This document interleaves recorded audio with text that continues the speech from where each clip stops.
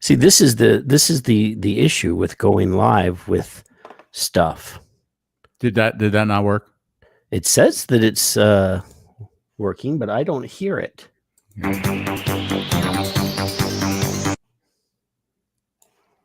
So I'm gonna we're gonna edit this out. You know, this is literally no better than doing a show with Dimitri. It really is. I mean, you know, although he's had his stuff together lately. I mean, he's been doing a really, really good job. Hi, Patrick. Hi, let's do this again. All right, here we go. Take two. And it's still not working.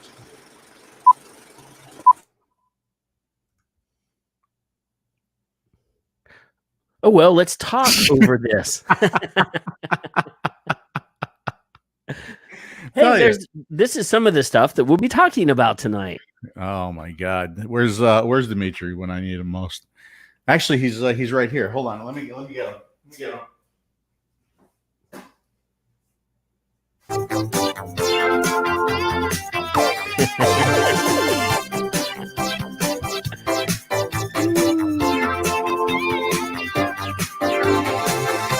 This is the only way he'll ever be on one of these shows. I know. So you've brought your bromance to the sci-fi geek world. It's working now. Oh well. So I guess we're done with the intro. The Geek Show. This is the only way we're gonna get Dimitri on the Geek Show. This is it. Say hello, my fellow vapors. Hello, my fellow vapors. Hello, my fellow vapors. Hello, my fellow vapors. You excited about the Geek Show? You excited to watch some sci-fi? Talk about some sci-fi with us? Oh yes, absolutely. Okay, all right, here we go, buddy. All right, let me put him over here. You know, it's eerie because like I have him standing up in the hall as soon as you walk into the house. And every now and then I just try to move him around. I try to move him around a little bit, you know, to like make it exciting. The problem is when I move him somewhere and I don't remember where I move him and I run into him, like I'll turn a corner, so there he'll be.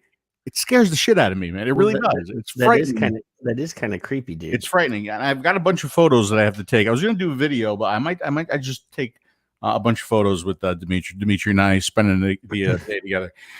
So this is definitely not a vape show. Definitely not a vape show, but we should say Happy World Vape Day, everybody. Right? Yes, I have been so busy on the Twitters today. This is my break time from the Twitters for now. Mm-hmm. And today's a historic day, in addition to being like we'll talk World Vape Day. We'll definitely talk about that. We're going to get there. Matter of fact, some of the imagery in my background, although it's usually sci-fi for this show, it's actually sci-fact for this show, which is something that we're going to talk about. But yeah, that was, you know, my day was early, putting up a bunch of tweets, sharing a bunch of tweets, retweeting a bunch of tweets, doing some stuff on Facebook, getting that hashtag out there, taking a break to watch the launch, right? And then kind of getting back to it, and now doing the show with you. Yeah, I sat here in the office with my leg up on the stool, and had the launch on the computer here, and was tweeting like a crazy person until it happened. I had my fingers crossed the whole time that the weather, you know. Oh God, I know.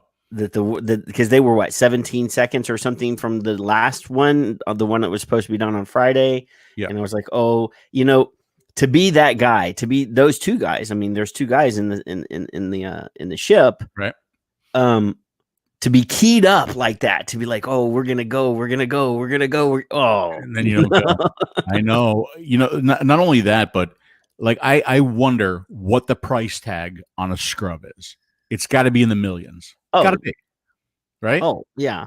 I mean, you figure they already, by that time, it's already been the fuel. Both or all the stages have been fueled. Oh, and by the way, I don't know if you've noticed that we have completely stopped talking about World Vapor Day and we're instantly into the SpaceX launch because I think that's what we're probably most excited about. Well, And by the way, it's really hard to get, a hashtag trending when you got like when you were returning humans to space from U.S. soil. I mean, because that's where like everybody's attention was today. I mean, for me, just the fact that we no longer have to hitch a ride on the Russian rockets to get American astronauts to the International Space Station. Right. So I mean, we're no longer thumbing a ride. Not only that, but also we're not funding them, right? We're funding ourselves, and we're doing it cheaper on top of it, right? Which is fantastic. I posted a few things today, but one of them was just God bless you, Elon. Right? I really think that like America needed that, like with everything that's going on. We needed something positive. I see that as something extremely positive. And it was just a joy to watch. I mean, I got chills when I saw it going. I was hoping that because from where I am, okay, at night at least, I don't know about day yet, right? But at night I can see launches, right? Yeah. So if I go out to the dock and I stand there, I know exactly where they come up. There's like a bunch of trees, and all of a sudden you'll see them come up and they'll kind of go over. There hasn't been a day clear enough for me to know if I can see a day launch. Even if it's just a speck in the sky, I don't know. Right. Mm-hmm. Today, it was really nervous because right now is pretty much the worst time to launch in Florida. Not only because of the time of year, but also the time of day, because it seems to be, at least on this side, on the Gulf Coast, it's about that 3 p.m. time when the thunderstorms start rolling in. And as I'm watching the countdown, I'm hearing thunder in the background. I'm like, oh my God, we're not going to do it again. But then it just got closer and closer. And sure enough, they launched, and it was so cool. So cool to see. Oh my gosh. I was so, like I said, I was like wound up about other things, but when that came on, just to see it, SpaceX and NASA has worked out a great arrangement. Not only that, but after the launch, to watch the stages come back down and land. They nailed it. I really wanted to see them nail the landing today too, because granted, that's not the primary. The primary thing is getting the astronauts up, getting them to the space station, getting them home safe, right? But to nail the landing too, it's like, yeah. I mean, it always seems to lose video, like just when it's coming right down. Before. Yeah, they did it every single time, But SpaceX, they're doing it in such a different way from NASA, like just everything. They're making it look cool. And I think it should be. They're making it look next generation. And again, I think it should be. They're trying to get people excited in science, in space travel, in going back to the moon, in going to Mars. Just everything about it. You look at the spacesuits. How cool are those spacesuits?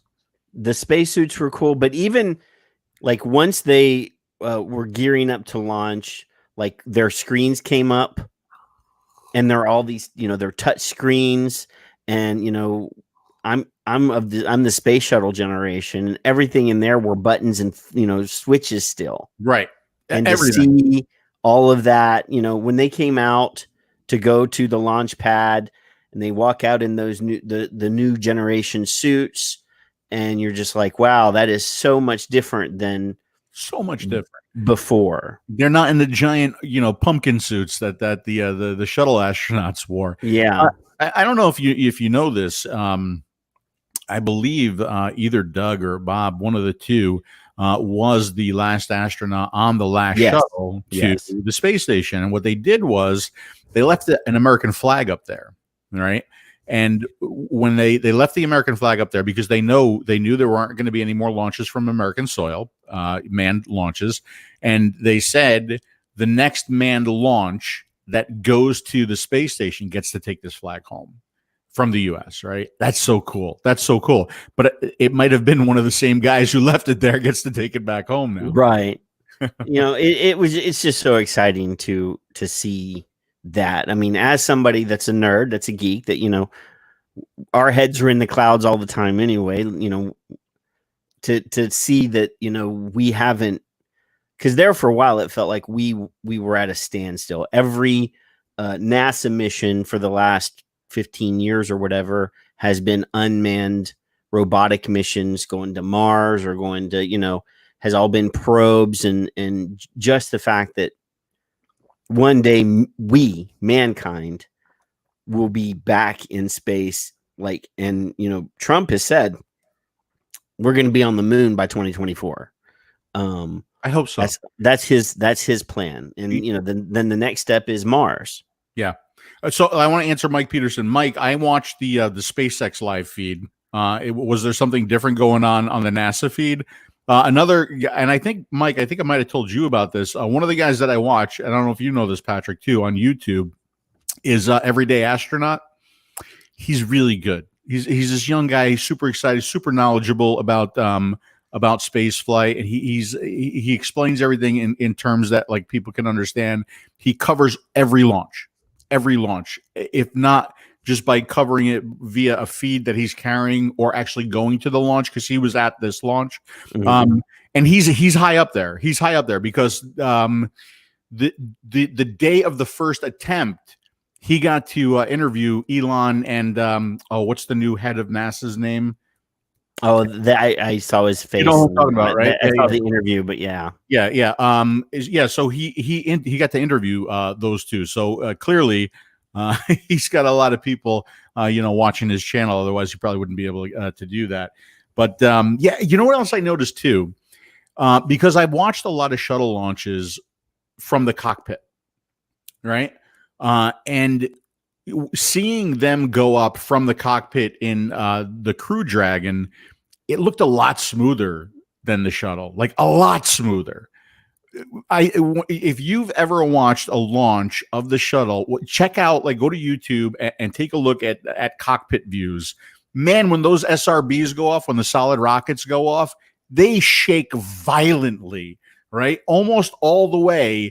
There's this huge violent shake. Then they shake all the way until the SRBs separate, and then it kind of smooths out. This whole ride on the Dragon looked really smooth. Right? Did you see that? Yeah, but the shuttle went off with the two side rockets. Yeah, the SRBs, and then that the big one, the tank. Yeah. This one is a multi-stage single column rocket, and I don't know if that has anything to do with it, but it was awesome. And like you said, I was sitting here and they had already separated the first stage. They were going to the separation of the second stage, and then they're like, oh, and by the way, the rocket is coming down. And then they had it side by side, and you're watching the deck of that drone ship out in the middle of the Gulf. I still love you. You're like, oh man, this is going to be awesome. And then the screen goes blank. Yeah, always. And then a few seconds later, there it is. And you're like, son of a. When I forgot the name of that configuration of the rocket, but there was one, it was a triple stack. So it was, I think it was like 3 Falcon 9s and a payload. I don't know if you saw that when the two came down and landed back at the Cape, and they landed side by side. That's that's sci-fi, but it's real, and it was so cool. Unfortunately, they didn't land the main on the drone ship, which is I Still Love You. That's the name of the drone ship, and they call it "I Still Love You," I think, because a lot of shit crashes into it, and it still loves them. Yeah. Well, they have that down, and see the whole deal with reusing these rockets, being able to land them and not have them crash into the ocean, is saltwater destroys rocket engines. Yeah, and to be able to land them and then basically just refurbish, reuse instead of rebuild. Yep. That is a game changer for us. Yeah. Because we're the only ones doing it. Yeah. Again, just so impressive. Like a huge congratulations to SpaceX, to NASA, to Elon, to the astronauts. A huge feather in our cap. And I really think that, it's just the first step of going back to the moon. Like we're there now. We took that first step. Like we took that first small step for mankind like a long time ago. But here we are again today, doing it all over again, and it's so cool. I truly hope in my lifetime I get to watch man land on Mars. Yeah, I really do. Right? Yeah. And it looks like they're poised to do that. So let's hope that happens. And, Mike, can you hear us okay? Because it says new comments down. I got to click down. Oh, there we go. Okay. The Falcon Heavy 3.9 strapped together. It launched. Yeah. That's the one. That's the one that launched the Tesla into space. Yep. Yeah. And the reason why we're psyched up for this because this is science fact. Right. But we don't get to science fiction without this. Absolutely. And Absolutely.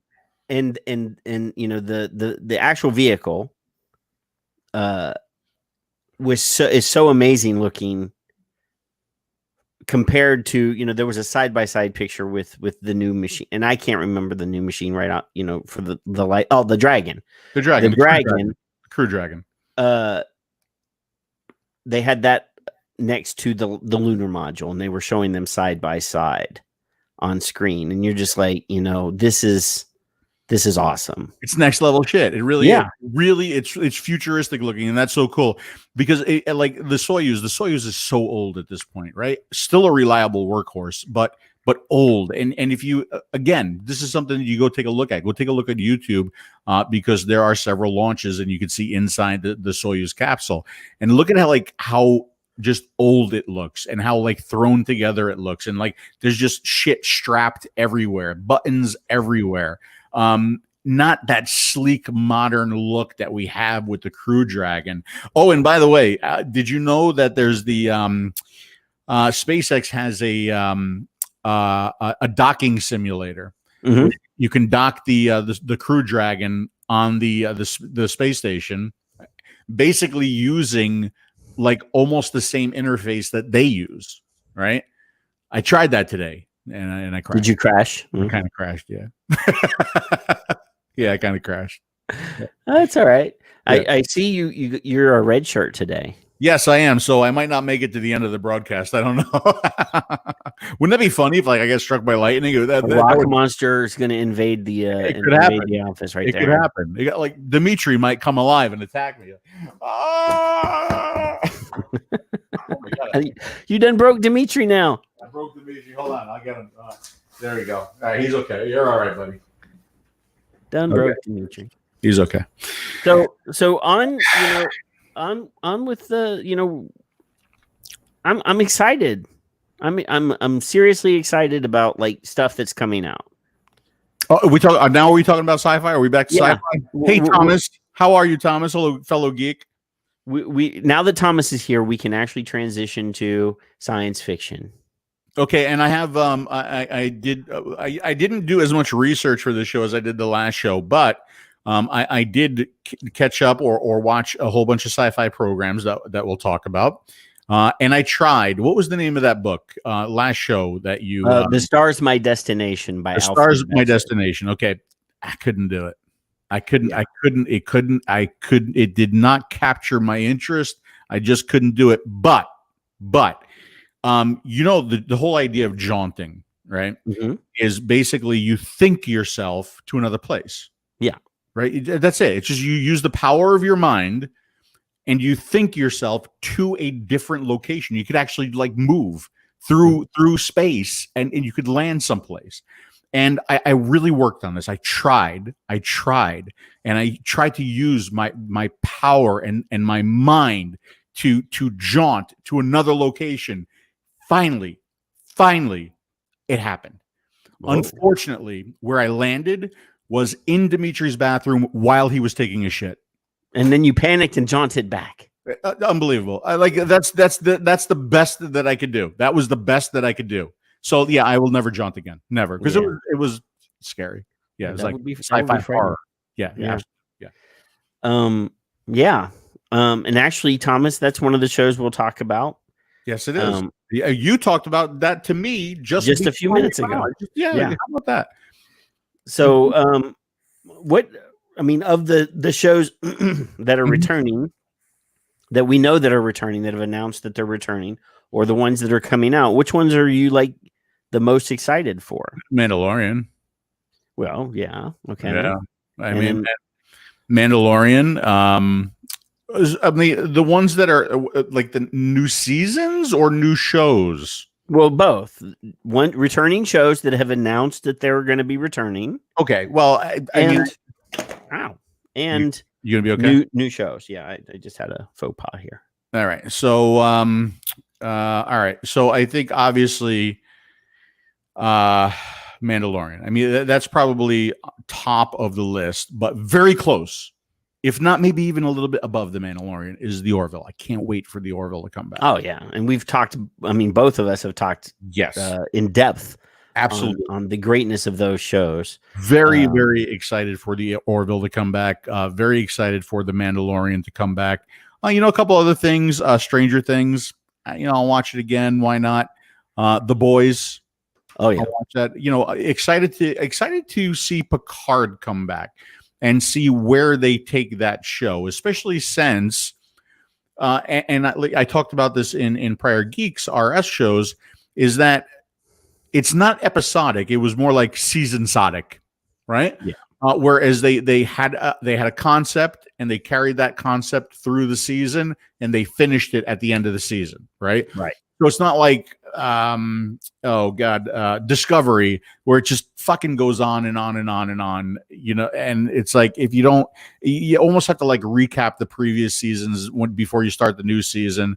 But at least with Picard, beginning, end, boom, done. Let's go to the next season. And I like that. I appreciate that. Well, yeah, Mike, absolutely. The Expanse, like Mike mentioned. Oh gosh, yeah, absolutely. Yeah, I didn't write that down. Huh. Okay. But yeah. But one of the criticisms that I saw about Star Trek, about the new shows versus the old shows, okay, was that Star Trek the original series was mostly, you know, standalone episodes. There might have been a few here and there that are 1 or 2 parters or something, but mostly each issue or each episode was standalone. Yes. The Next Generation, mostly the same thing. Yes. Mostly. Yeah, like again, Best of Both Worlds was you know, obviously is 2-parter, okay, but yeah, for the most part. Right. And I'm trying to think, when the show that you don't like was the first of the Star Trek shows, Deep Space Nine was the first to really introduce like season spanning story arc. Yes, and they did that in Enterprise a little bit too with the Zinti, right? So again, the new Star Treks, the first one, the one that you hate, Discovery, the one that you've been critical of, at least Discovery, is again that same overarching thing. But, and I don't know if you've read this or any of the people have read this, but they've actually greenlit a new Star Trek series. Yep. And it's going to be called Strange New Worlds. Right. And it's the exploits of Captain Pike and the crew of the Enterprise, Spock included, in their journeys to Strange New Worlds. Is Spock going to be the same putz that he is in Discovery now? I assume it's going to be the same. It's Gregory Peck's grandson. I don't know. I can't remember what his first name is. I don't give a fuck who it is. The character's a putz. I hope that. Well, so this would probably be before Discovery, if it's. I'm thinking, right? No. It's supposed to be a continuance of their exploits after they got back onto the Enterprise. And really, okay. So that'll be interesting. But again, the story, the interviews or the articles that I've read, has specifically said this is going to be a more episodic show. Okay. All right. Well, that's good. So, like a destination of the week type thing, or we're going to meet a new alien of the week. Back to the original Star Trek. And obviously, I'm hoping that Spock slowly but surely he has to mutate to the Spock that he's going to be when he meets Kirk in the future, he's got to, You think so? You think they're going to do that? You think they're going to hold that storyline? If they do that, are they going to tell you what the fuck happened to Spore Drive, where the fuck Spore Drive came from, where the fuck Spore Drive went? Are they going to do that? They're going to answer that fucking question? Sorry. As you can tell, Discovery angers me a little bit. Just it angers me a little bit. It really does. So there's that. And then there's supposed to be, I'm just going to keep going. There's supposed to be in somewhere where it's already been, everything's been inked and they already like announced it like a year ago and it still hasn't happened. But there's supposed to be an animated Star Trek show called Below Decks. That's going to be about like the grunts that make the ship actually do the stuff, That's kind of interesting because that is when I think that, I think Avenue 5. Yeah. Right? Yeah. Because that whole bridge, everything's fake. Yeah. And all the stuff happens in that little like basement down there. Which, by the way, I enjoyed Avenue 5. I loved Avenue 5. We'll get to the TV series that we talked. Going back to Star Trek though? Wasn't there a or at least a concept out there that they were going to do the what's the military segment of Star Trek? There's a rumor supposedly that they're going to do what's it called Division 37 or Division something. It's a whatever division. It's like the Black Ops version, Ops part of Starfleet, and Michelle Yeoh is supposed to return and play, Giorgio again, but the evil version. Okay, and she's going to be supposedly running the Black Ops side of Starfleet. All right, so I don't know how interested I would be in that. I think I'm more interested in the Spock Pike because I did like the Pike character. I thought the Pike character breathed some life into Discovery that had just a bunch of like really lame characters. So I'm excited to see that. Actually, the whole Below Deck thing, I'm interested in it, but I have a hard time with animated sci-fi. Mm-hmm. Right, which is why I can't get into the Clone Wars. And I tell you why I have stuck, because somebody even said in one of the previous episodes that we did, they're like, please watch the Clone Wars, please. And I did. I tried it again. I did. I just can't. I can't get into it. You can't muddle through. I can't get into it. It's like that book you suggested, right? There's some things just they don't capture my interest. Unfortunately, you got a mental block. Yeah. Well, I mean, Jar Jar Binks is in it for a little while too, and that kind of turns a lot of people off. Jar Jar Binks is in what? The Clone Wars cartoon. Oh, the Clone Wars. Oh, okay. Yeah. But so the Mandalorian. The Mandalorian. Yes. There's actually some movement. It's already been approved or greenlit for season 2, obviously. Well, of course it's greenlit and approved for season 2. They're going to make so much fucking money off of Baby Yoda or the child or whatever you want to call it. They have to greenlight season 2. Come on. There's exciting news to go with that announcement, though. So the exciting news is, we already talked about it. Rosario Dawson has been cast as Ahsoka Tano, who is a Jedi who left the Jedi Order before the prequel movies came out. She was Anakin Skywalker's Padawan learner. Yes. Somewhere in the Clone Wars segment of the series. Right. And I know what the other exciting news is too. The other exciting news is that Boba Fett will be appearing in season 2. There you go. And they got the same actor that played Jango Fett, because Boba Fett is a clone, correct? Right. Yep.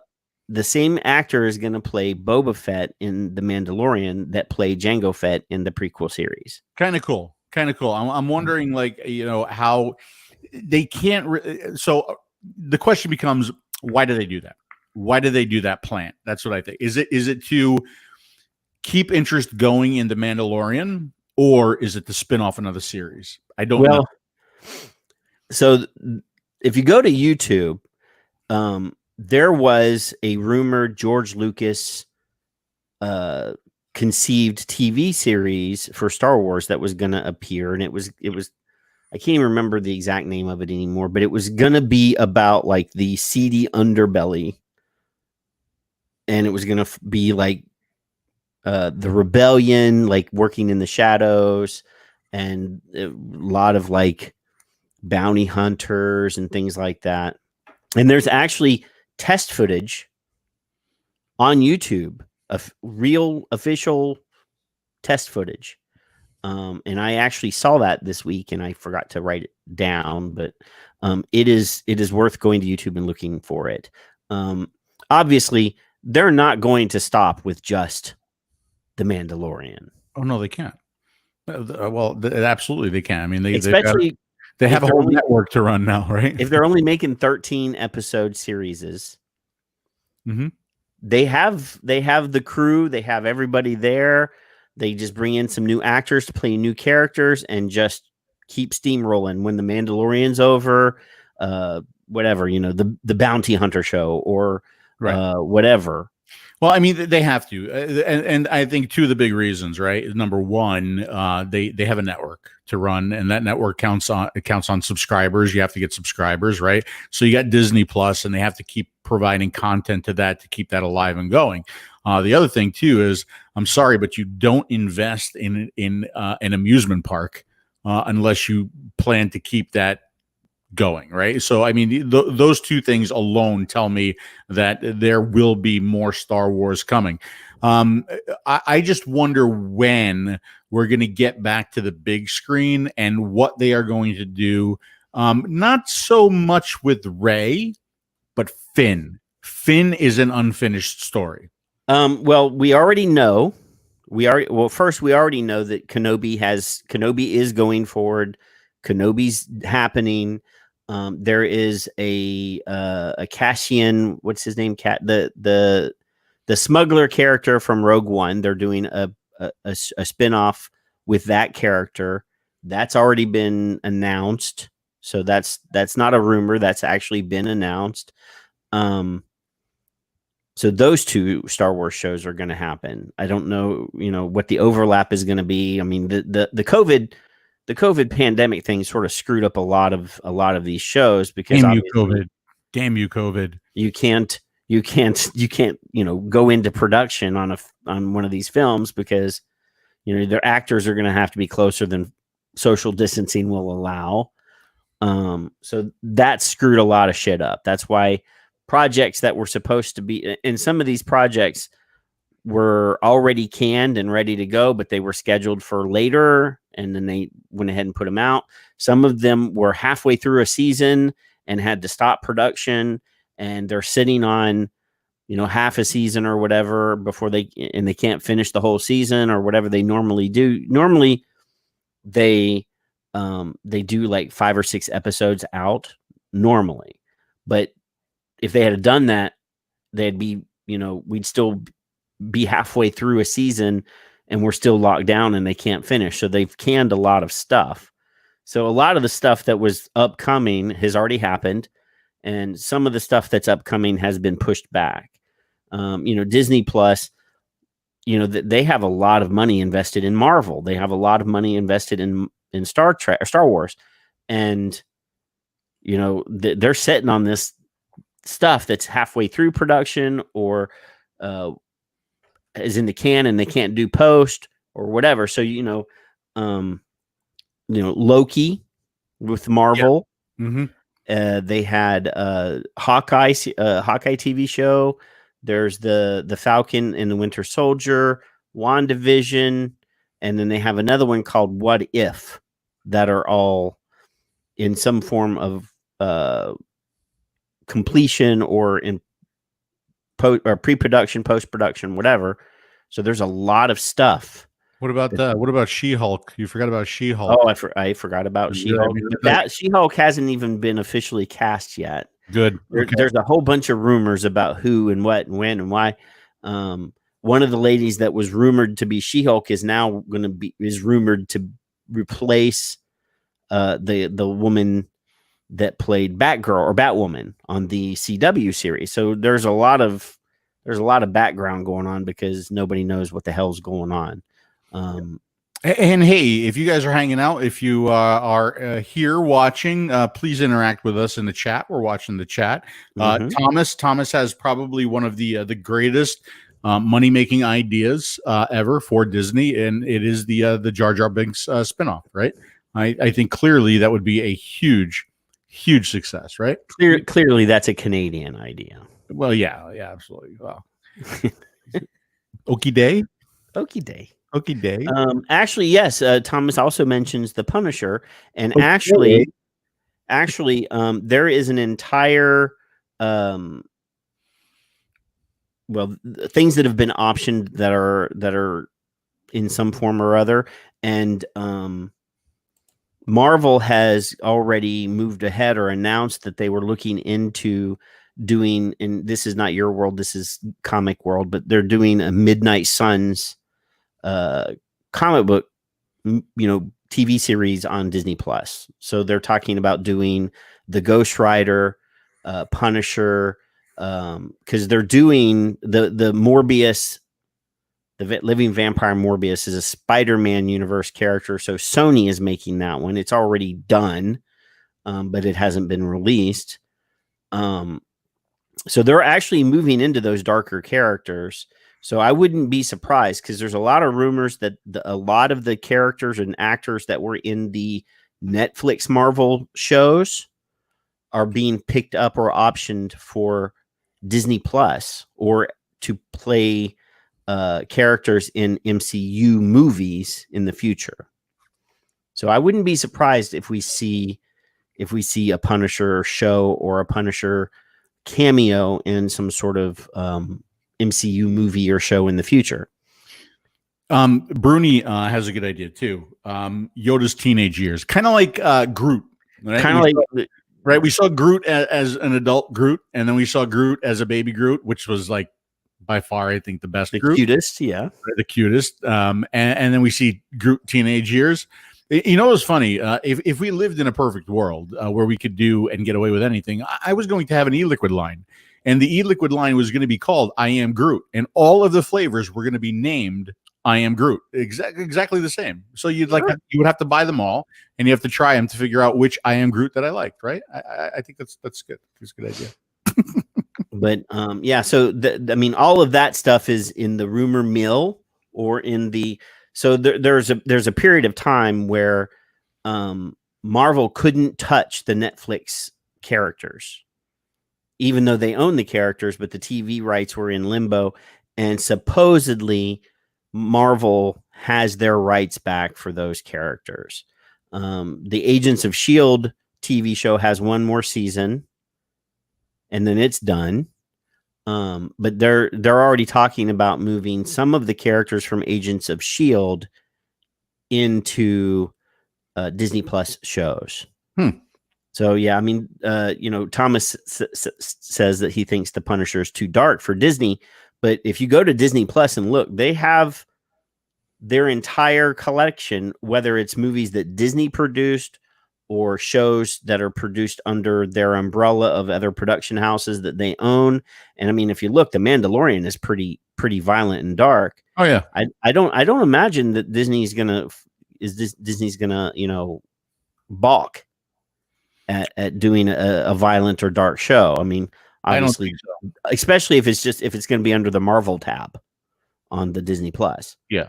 I think Disney is way beyond, just happy teenage or kid cartoony shows at this point. And I think they're going to have to look beyond that if they're going to be successful moving forward too. Well, and obviously they own all the properties. Disney owns Marvel comic books, and the comic books are still coming out. Well, actually, during the COVID, they stopped production, but yeah, they've been. I keep kicking that thing. They've been coming out with the ultra violent and dark characters in the comic books, even though they own that as well. So I don't imagine that they're going to shy away because they know those are popular characters. Those are, the comic book nerds are going to watch the show just because they love the comic book. Right. So and you know, obviously they're going to roll in the X-Men into their movie world as soon as they figure out a way to do it. Yeah. And then you're going to have Wolverine cutting people up. So yeah, it's crazy. Yeah, okay, so Chris is talking about Venom, bringing Venom Spider-Man into Marvel movies after Infinity Wars. I liked the Venom movie. I actually did too. Right? It wasn't awful, and I like Tom Hardy. He's a damn good actor, and you know, I haven't seen him in anything that I really hated. I mean, but I mean, obviously, it's not exactly the Venom from the comic book, but they did a really good job. For what it is. I mean, obviously, you know, Kevin Feige didn't have really a lot to do with that movie. He's like the architect of the Marvel universe, but Sony is still their own little thing. They own they own Spider-Man and all of the ancillary characters that go with the Spider-Man titles. So that's one of the well, for example, Hulk. Until just recently, Hulk couldn't have his own movie because Universal owned the Hulk character. That has now rolled back into Disney, but now the story is pretty much moved to the point where now, you know, the Hulk has an arm that's probably never going to heal. And what are they going to do with this character? So he's probably going to be, you know, kind of like a guest shot in other other movies. Now that Black Widow is, spoilers, Black Widow is dead. Because she was one of those characters that popped in a lot of different movies. She was in Iron Man. She was in a bunch of the Captain America movies. She was in the Avengers movies. And now she has her own movie that, again, is complete, but they're not going to bring it out until they can actually maximize profits and put it in a theater. They're not going to release that movie directly to Disney Plus. When do you think that'll be? What? That we can go back to theaters? Yeah. It depends on where you are. Here in Texas, I wouldn't imagine that we're going to be in what they call phase 3 pretty quick. Our restaurants are already at like 50% capacity now. That's exactly where we are in Florida. The barbershops are open. You still have to wear a mask when you're getting your hair cut, but barbershops are open. The bars are, again, 50%. Yep. So yeah, I imagine depending on where you are, you might have the option, but you know, does AMC want to open half the theaters in America in places that they can open, and then shit on all the people in New York or in California that can't go see a movie because, well, not just AMC, but do the movie producers, do the people who own the movie want to release at a time where the theaters are not open to full capacity all over the country, right? So I don't think it's an AMC thing. No, I'm just using that as an example. Right. Yeah. So, I mean, that's a big deal. I mean, that's a big thing is because we're not going to open up everywhere on the same day. It's just not going to happen. So movie theater owners who have already shit a brick about some movies going direct to home. Yes. They're doing a lot of, I got a Bloodshot, which is a comic book character, Vin Diesel movie. They released that movie directly to what do they call it? Premiere at home. Yeah. They did that with one of the Disney movie, or not. It is an animated movie. It wasn't Disney movie. Something Trolls World Tour, whatever. And the movie, a lot of the movie chains were pissed. Yes. Because they lost that movie. And kids movies make a lot of money. Yeah, and I actually heard some of the movie chains are going to ban like certain movie houses because they did that. Well, Universal is the one that did it. Okay. And AMC was one of those theater chains that said, well, you fucked us over, so we're not gonna have any of your movies. Ultimately, they're not going to be able to do that because Fast and Furious is one of those franchises that Universal has. Yeah. They're not going to be able to do that. I mean, they've already started like apologizing and like, trying to backpedal a little bit. So, yeah, there's going to be some of that. But for example, like, not to get too far into the weeds, but Artemis Fowl is a young adult or a kid's fantasy novel series, and Kenneth Branagh directed a live action adaptation for Disney of that first book in that series. That movie is going to be released directly to Disney Plus. That's not a tentpole movie. Big, like Black Widow, for example, cost $300 million to make, or whatever it costs to make. They got to wait till that they can release that into theater. So yeah, there's going to be a lot of direct to video movies or direct to premiere or whatever you want to call it. But a lot of these are not, I mean, the big movies are not going to be doing, they're not going to be doing that with. Right. It's amazing. I mean, some of the stuff that is being released, even, some of the Disney Plus stuff, you look at The Mandalorian. I mean, the production quality of these programs, you could put them on the big screen and they would translate really, really well. I mean, it's just amazing, like the effects, the production quality, the acting in some of this stuff is to me big screen quality, right? Well, and see, the thing is there's a lot of, like, for example, when you watch because Disney Plus released a multi-part series that's the making of The Mandalorian. Yeah, and it's behind the scenes. But there's a lot of stuff. If you watch that, there's a lot of stuff that shows how they did it, and they didn't use green screens. They used digital walls.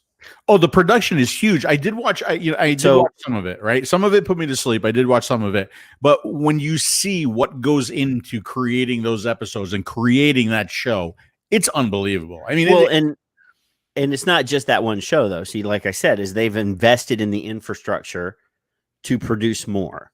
Right. So a lot of that expense was building that studio, was building that soundstage, was building the expertise to be able to make more, so that they can sell more toys and they can sell more books. I mean, Lucasfilms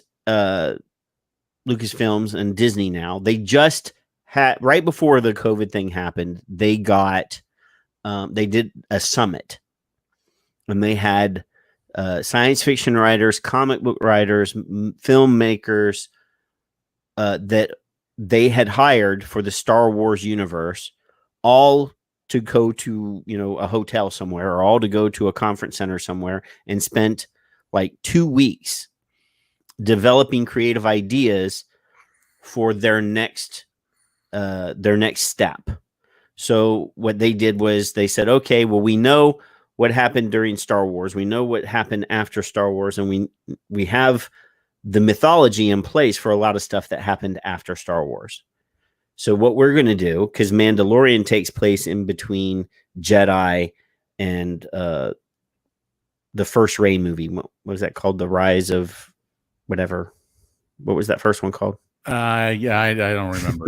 Anyway, that's when the Mandalorian happens. So they said, okay, well, let's go and see let's build stories of the Jedi from a prior time. So they went back and developed a timeline going back like 1,000 years before Star Wars. And they're going to call that the High Republic. And that time frame is where they're building out now. So they're releasing books and comic books and everything that's all going to take place 1,000 years before Star Wars, A New Hope, or the prequels. Like, they're going that far. They're going into the past to show the rise of the Jedi and the rise of the Sith from prior time. So they're discussing even doing an episodic from before. So yeah, I mean, they brought in like 30 or 40 people, sat them in a room and said, okay, come up with ideas and bring it to us. And they came up with this High Republic thing. So that's down the road, but that's, where they're shooting for, I think, because I don't think you're going to see Finn, not for a while. That's unfortunate. It's kind of a waste of a character. But yeah, the actor that played the character, he shot himself in the foot. I think his career is pretty I know. It was The Force Awakens, by the way. I had The Force Awakens. Yeah. It's So amazing how I can always remember A New Hope and Return of the Jedi, and I can remember those, but I can't remember the new ones for some reason. Well, it's also I'm older now, so I can't remember well, shit. I think I think that's why I prefer episodic, like Star Treks and episodic Orville's, is because I don't have to remember what happened in the last episode. it's like watching the X-Files. You Yeah. have to remember like 75%. I mean, there's standalone episodes in the X-Files, but then 75% of the episodes are the mythology episodes, and you have to like remember everything. Yeah. Ooh, Well, what happened to the Smoking Man? When was the last time the Smoking Man was on? What happened to him? I don't remember. Yeah, I mean, and I love the X-Files. Westworld is another good example of that. Yeah. Right. But other things that are coming. I mean, obviously, well, you talked about Avenue 5, which is already not coming. It's happened now. But a lot of people may not have seen it. Avenue 5 on HBO was a pretty cool concept. I enjoyed it, and we should talk about we should get into some of the sci-fi TV shows that we watched. Before we get to Avenue 5, let's talk about the one that I kind of cursed you out at behind the scenes. Okay. There was Devs wasn't mine. No, that's not what I cursed you out. No, that wasn't it. Do you not remember? Tales from the Loop? Yes. You put another giant mysterious orb in my life, and I didn't fucking need it. I really didn't, because I got two giant mysterious orbs in Westworld, and here comes Pat, and he's like, Tales from the Loop, you got to watch this, and sure enough, another giant black mysterious orb that I have no idea what the fuck it does. I enjoyed the show. I really did. I enjoyed the show. They were almost like they're almost like little feel good standalone stories. That's really what they were, but they're all tied together, in this loosely. The same characters, the same players. Right. So Tales from the Loop was not a written story structure prior to them deciding to make a show out of it. Actually, the concept for the show, there's an artist that paints these beautiful pictures of landscapes and stuff, or like cityscapes or whatever, and then he'll throw one like weird out of place science fiction thing. So you'll see these pictures of this like old rundown country town, and then there's a robot standing in the middle of the street. Yes. And that's where they got the loose concept to create this show, Tales from the Loop. Obviously they got a bunch of futurists or people in the room, and they're like, okay, let's make a show out of these paintings. Okay. So there's that. Yeah, I mean, that show is weird because there's so much unexplained stuff going on. There's always like there's like a sci-fi MacGuffin. There's like something that's out of place. Yes. And that's the thing that causes the plot to move forward. Yeah. So, it's really weird because it's hard to tell if it's supposed to be like current or past or present or future. Like when you see the tractors in the field, and apparently they're hovercraft, right? I mean, they don't have any tracks or anything like that. The one thing, the one episode that really bugged me was like, why didn't Discount Ed 209 go over there and squash that kid who like left? I mean, seriously, I would have been so pissed. And you're a robot now. Now go squash him. I would. Right. And see, the thing is that whole concept of the body switching. The body switching, and then they're trying to tell like some sort of morality story or some sort of class story that the one of the poor kids from the town switches bodies with one of the rich kids from the town, or the kid that has a future.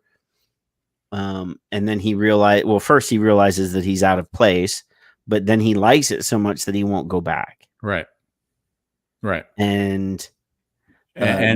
And then finally, instead of them switching back, one of them switches into a robot body.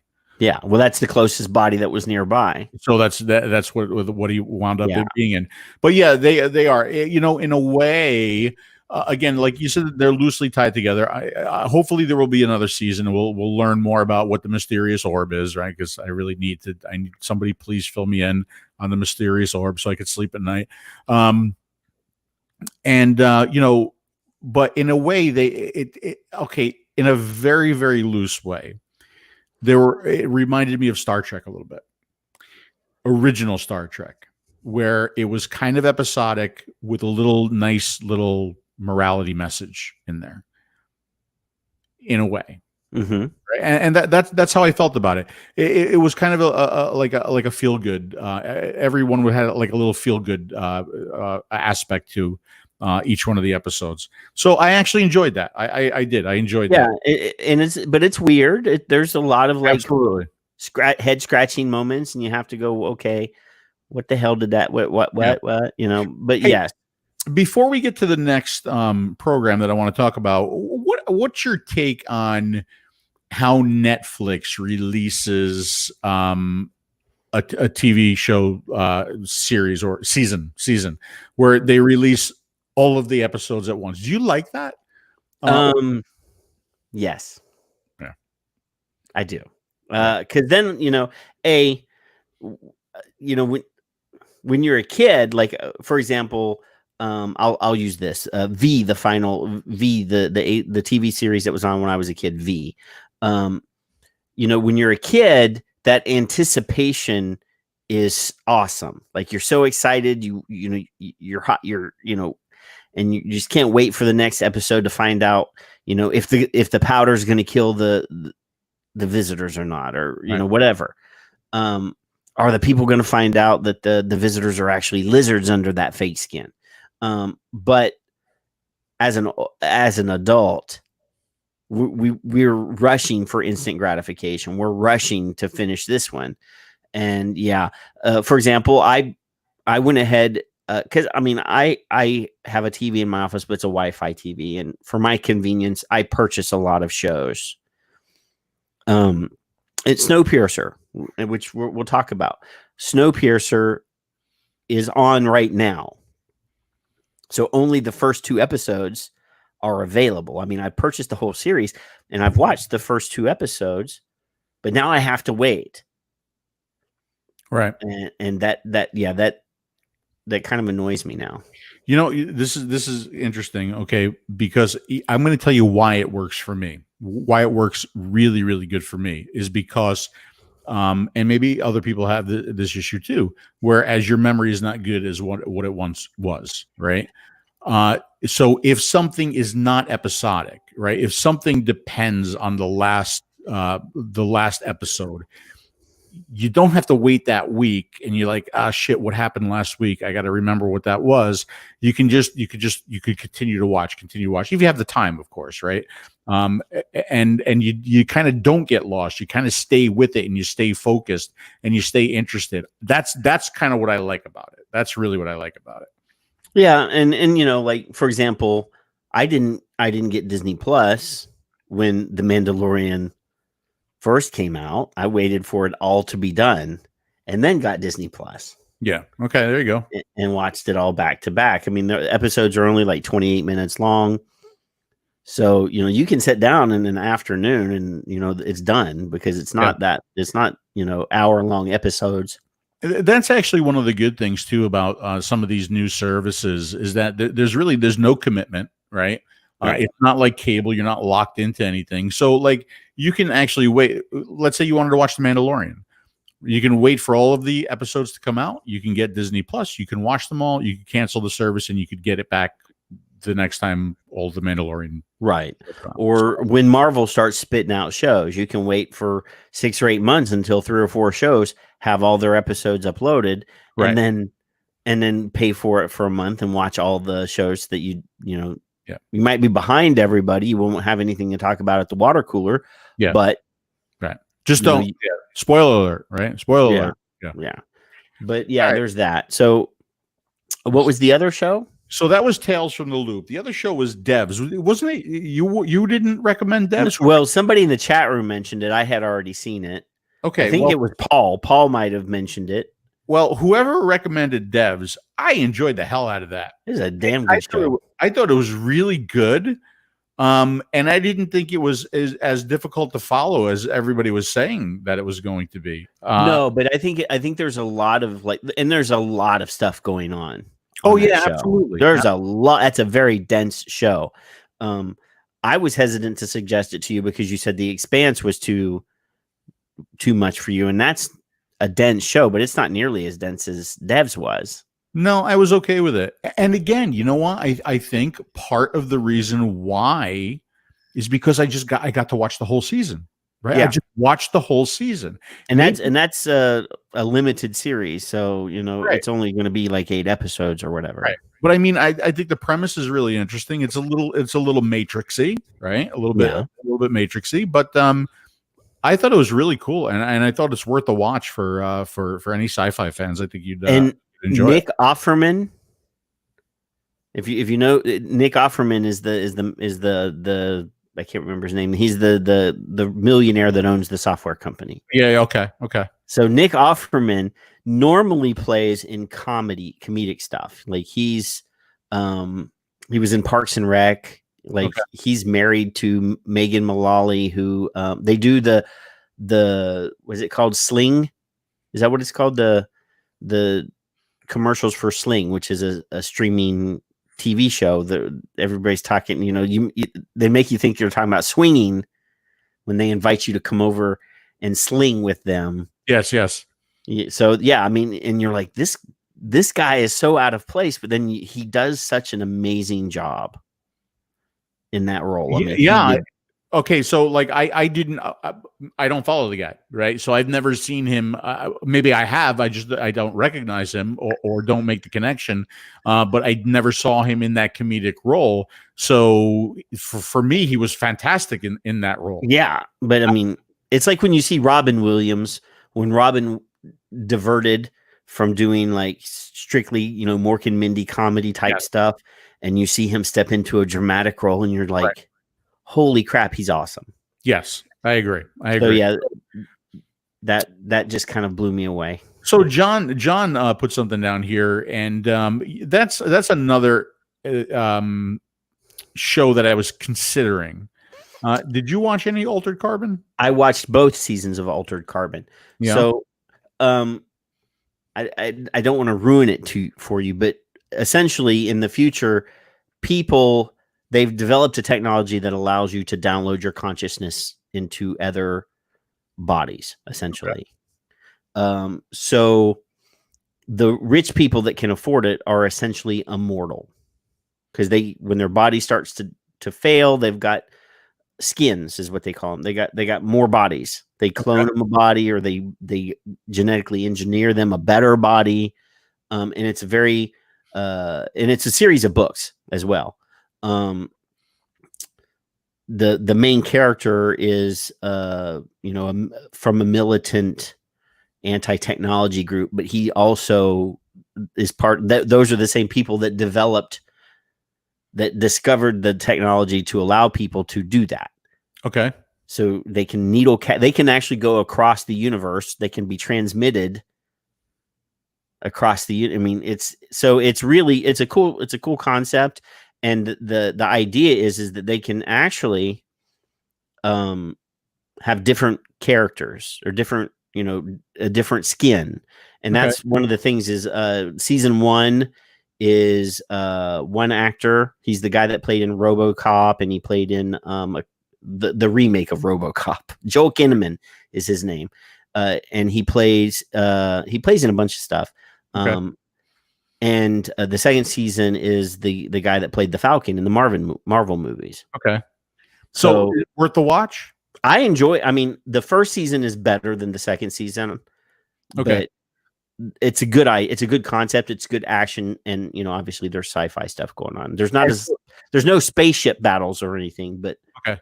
All right. So that potentially leads me into the next series that I watched, because it kind of sounds like this next series is the comedic version of that, which is Upload. Yeah. Right? Yeah. Okay. So let me say this first. Let me get this out of my way. Get this out of the way. Okay. Because it's fucking frustrating. Upload is very anti-vaping. I don't know why. I don't understand why, but it's the one thing that keeps me from gushing over the show. It's so like, it's really anti-vaping. right? I mean, the guy is lying. He's the guy. One of the main characters is dying from vape lung. He's in the hospital in the vape lung ward. They even there's a sign that says vape ward with a fucking arrow. I mean, it's so aggravating. Like, why there isn't a huge letter writing campaign to Amazon to like what. There's no proof of this, guys. I mean, you're putting an industry under the bus that doesn't deserve it. It doesn't deserve it. Why are you doing this on such a good show? It was other than that, it was a very good show. I enjoyed the hell out of it, and I don't think I've laughed as hard as when he got the first episode.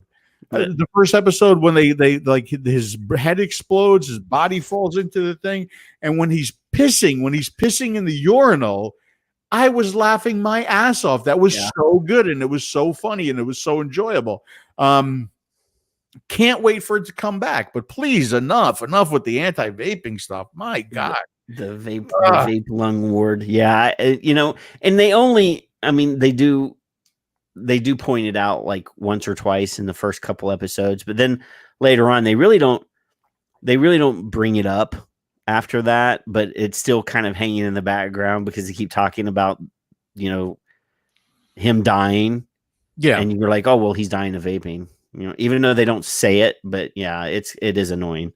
I mean, they even say in one of maybe it was the first episode, they even say he bought into what he read back when they were saying vaping was healthier than smoking. It was before all the science came out. Is what they right. They even he thought it was helping him.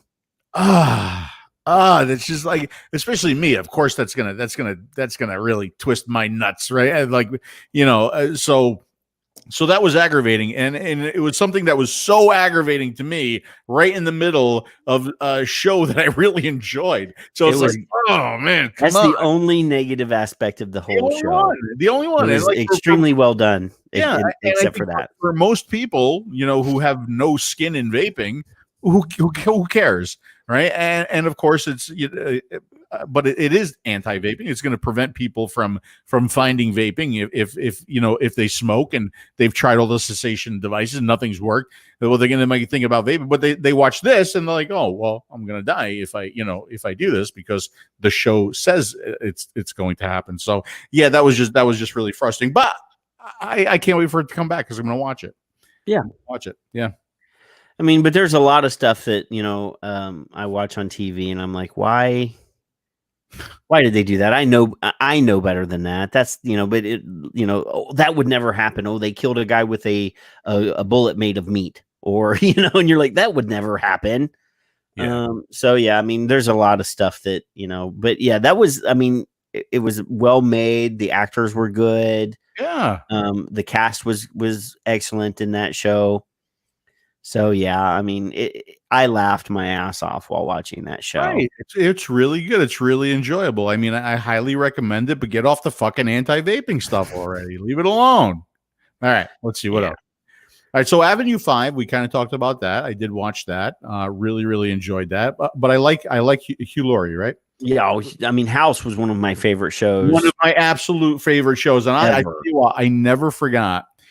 Like after watching House and enjoying House, and I saw an interview, I had no idea that accent is made up. The U.S. accent is oh yeah, no, he's British. I had no idea he was British, right? Yeah, and he had a comedy show with it was Hugh Laurie and Stephen Fry, right? And it was like a skit comedy show on the BBC in like the 80s, right?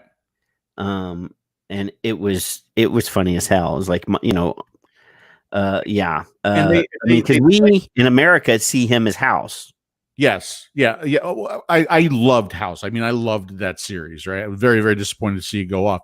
But they play on that in, the Avenue 5 show where he goes between the US and the British accent, which is really, really cool.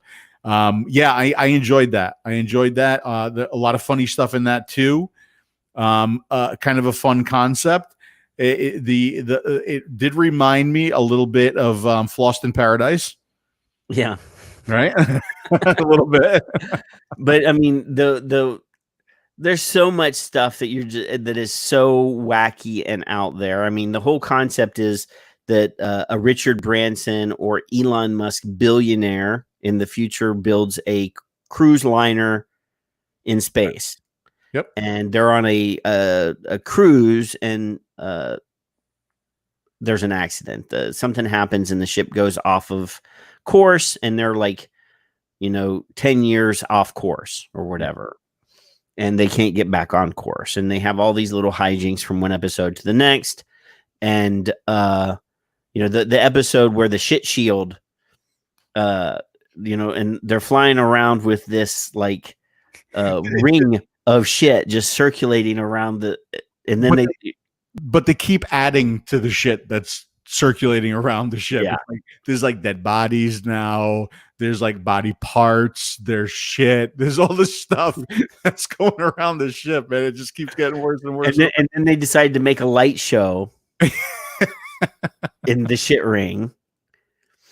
So, and by the way, like for those of you who have never seen the show, and we're talking about the shit shield, it literally is a shield of shit. They use human excrement to shield the people from radiation, right? Yeah. That's But the whole idea is all these millionaires and rich people paid for these very exclusive cruise on this spaceship. Yeah. And they make a big point of showing, Hugh Laurie's this distinguished captain. He's a hero.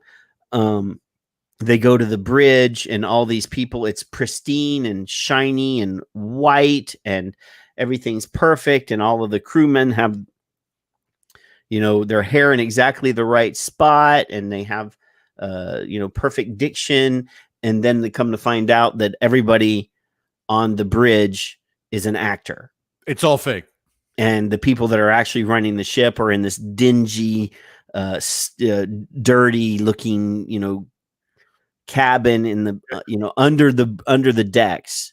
They're actually controlling everything.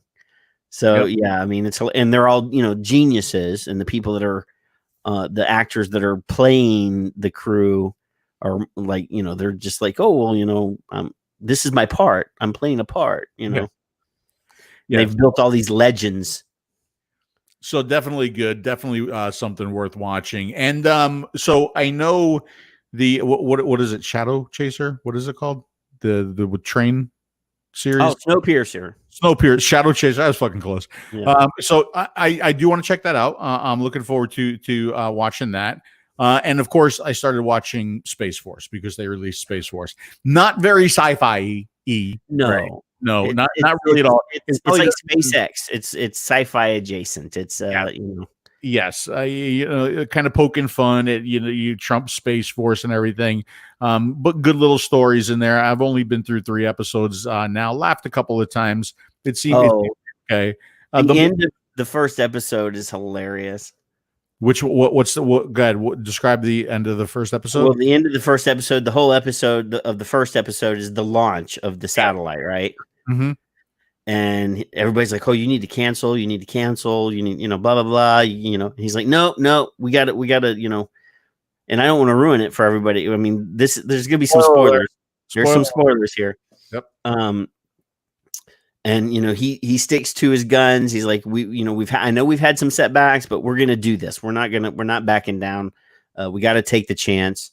And they launch the ship. They launch the satellite. It gets there, and John Malkovich is amazing in this show. By the way, he's really good in it. Yeah. He's like the straight man, and he's like. But anyway, and they're sitting there after the launch. Him, Steve Carell, and John Malkovich, and they're having a drink on the porch.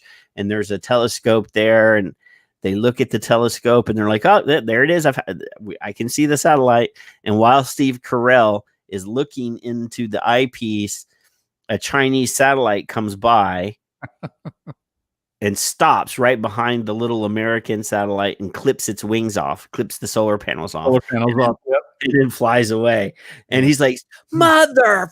That's the way the episode ends. Him saying "motherfucker." And actually, the second episode starts off with right there, "Mother." the other guy's like, what? I hope we find out what happens to the monkey. I really do. Oh yeah. But yeah, Snowpiercer. He hasn't seen it yet, but no, talk about it a little bit. Absolutely. I really enjoyed the film a lot. I liked the film. The filmmaker, it's a Korean film director that directed that, and I mean, really, the show takes place supposedly before the film does. Right, so before you go any further, let me ask you this: important to watch the movie before getting into the series? No. Okay. No. Okay. So the actual film and the TV show are based on a comic book series from a French artist. So it's a very, very, very international. It's not there's a whole bunch of stuff going on, but the whole premise is we've destroyed the environment and, we've failed. And this Mr. Willard decides to create this super train. It's 1,001 cars. And this super train is supposed to, it houses everybody, all the humans left. They're in the train. On the train. Okay. And the cars at the front are all like luxury cars. They're all like fancy, and the people living up there have everything. And then there's first, second, third, and then they have the people at the end of the train. So when the train is the snowstorm that's killing, that's going to destroy everything, is coming, people jump onto the train. Okay. That aren't supposed to be on the train, and then there's like a battle, and people got on the train, and the train's going now, so they can't really do anything. So the people at the back of the train are basically considered like third class citizens. They're treated like dirt. It's awful, and people that are in the front of the train are always looking down at the people behind them. So it's very classist. And the thing is when they developed the show, the showrunner, the people that are developing the show, they actually built the train like on paper. Like this is they know what happens in every car on the train. So it's not, they have everything mapped out. And you basically see how the system works. And the premise of the story, this is not going to ruin anything, is there's a murder in first class. Okay. And the only person on the train that has any there's actually a homicide cop, but he's in the back. So they actually go back and get him and bring him up to the front to solve this case. But then it shows all of the people in the back trying to rebel and get to the front. All of that is underlying the entire story. Okay. So yeah. So all of humanity, everybody that's left, yeah, all the survivors. Okay, is the train going someplace? I mean, is it taking people away from this? Well, the whole world is a big block of ice now. Okay, it's 103 below zero, right outside. And the only thing we got is a train. I mean, that's everything is on the train. It's a closed system. Yeah. Everything is in homeostasis and balance. And if one thing happens to throw everything out of balance, it threatens the survival of the human race. Oh, okay. So everything is designed specifically in balance. So every plant, every poop, everything has to be measured and categorized and done. And it's in an endless track that goes around the whole world. So the train never stops. I need to check this out. I need to watch this. Okay. And Jennifer Connelly is in it. And John just told me that there's a nude scene. So right there, I mean that tells there is a nude scene in like the first 2 episodes. So yeah. All right, I need to check that out. By the way, when I was looking up Space Force, did you know that there's a like a Space Force from 1987 that was a comedy? No. There is. I need to find out more about it. But yeah, there's an old Space Force. I think it was from 1987. that was a comedy. Let me see if I can look it up now. So yeah, I like the concept of Snowpiercer. So yeah, I mean, I purchased it so that I could watch it when it comes out. So I have TBS, and that's the network it's on. But I bought it anyway just so that I could have it. I bought Watchmen, the TV series Watchmen, just because I wanted to keep it forever. So, And now, so there's only two episodes out right now. yes. So that's one of those ones. Yeah. In this world of, being able to binge watch everything, you could set it aside and not worry about watching it until it's all out. But it's on, TBS, it's on basic cable. So, but I don't like commercials either. So, okay. And it comes on, I think, Sundays. So it'll be on tomorrow. All right, I'll check it out. Now, do we know when Discovery and when the Orville are going to start up again? No. It's close now, isn't it? Well, the fucking COVID screwed up everything. That too, huh? So I do want to talk about the Orville real quick though, because it's moving to Hulu. Yes. And it's moving from Fox to Hulu, and people are some people were very upset that it happened. And the reason I actually read a piece and Seth MacFarlane explained why he agreed to do that, or why he, ultimately asked to do it.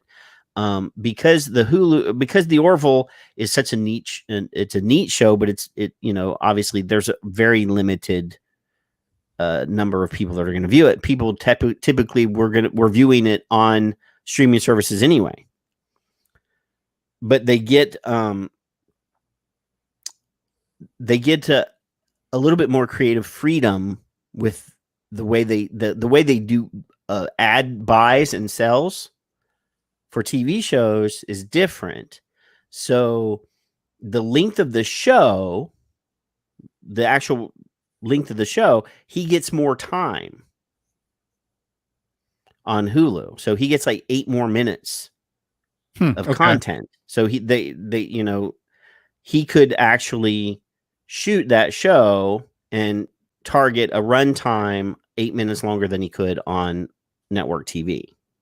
Okay. So the streaming services, the model's different.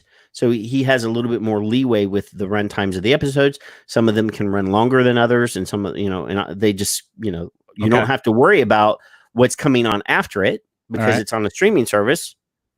So they don't. All right. So first of all, I want to say hi to Pam. Pam. Hi, Pam. Thanks for popping in. I know you don't watch any of this weird stuff. Okay. You sound like this guy. Sound like that guy right there. I broke him again. Hold on. You're going to have to get the glue gun out and fix that. No, I actually hold them together with Velcro. I made Velcro thing. So did going to Hulu, okay, are we going to get more? Are we guaranteed more than one more season? Do we know anything about that? Like, did they sign for like 3 seasons? I think it's 3 seasons. They did. I think it's 3 seasons. All right, that's good. That would be really good.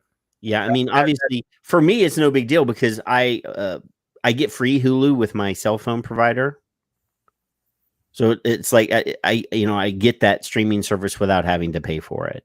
Mm-hmm. So yeah, I know that some people are mad because they're going to have to do that, but like we said a while ago, just wait for all the episodes to be done and aired, and then pay for Hulu for 1 month and watch the whole series. Like, literally, it's become you're playing like checkers or chess with these streaming services, right? Because inevitably something that you're interested in is going to be on, whether it's CBS All Access or the HBO streaming service or the Hulu service, or there's Amazon. There's what were we just talking? Oh, Disney Plus. There's so many of them now. And I think that's the smart thing to do. That's this. Okay, look, I want to watch this because they're not that expensive. For some people, I understand that they are $7 to $10 a month usually, right? So you grab it for the month, you watch the season, and then you dump it, right? So it's like, I think that's the way to do it. Not to have all of these services constantly running because it would get expensive. Well, is it more expensive than how cable used to fucking rape you?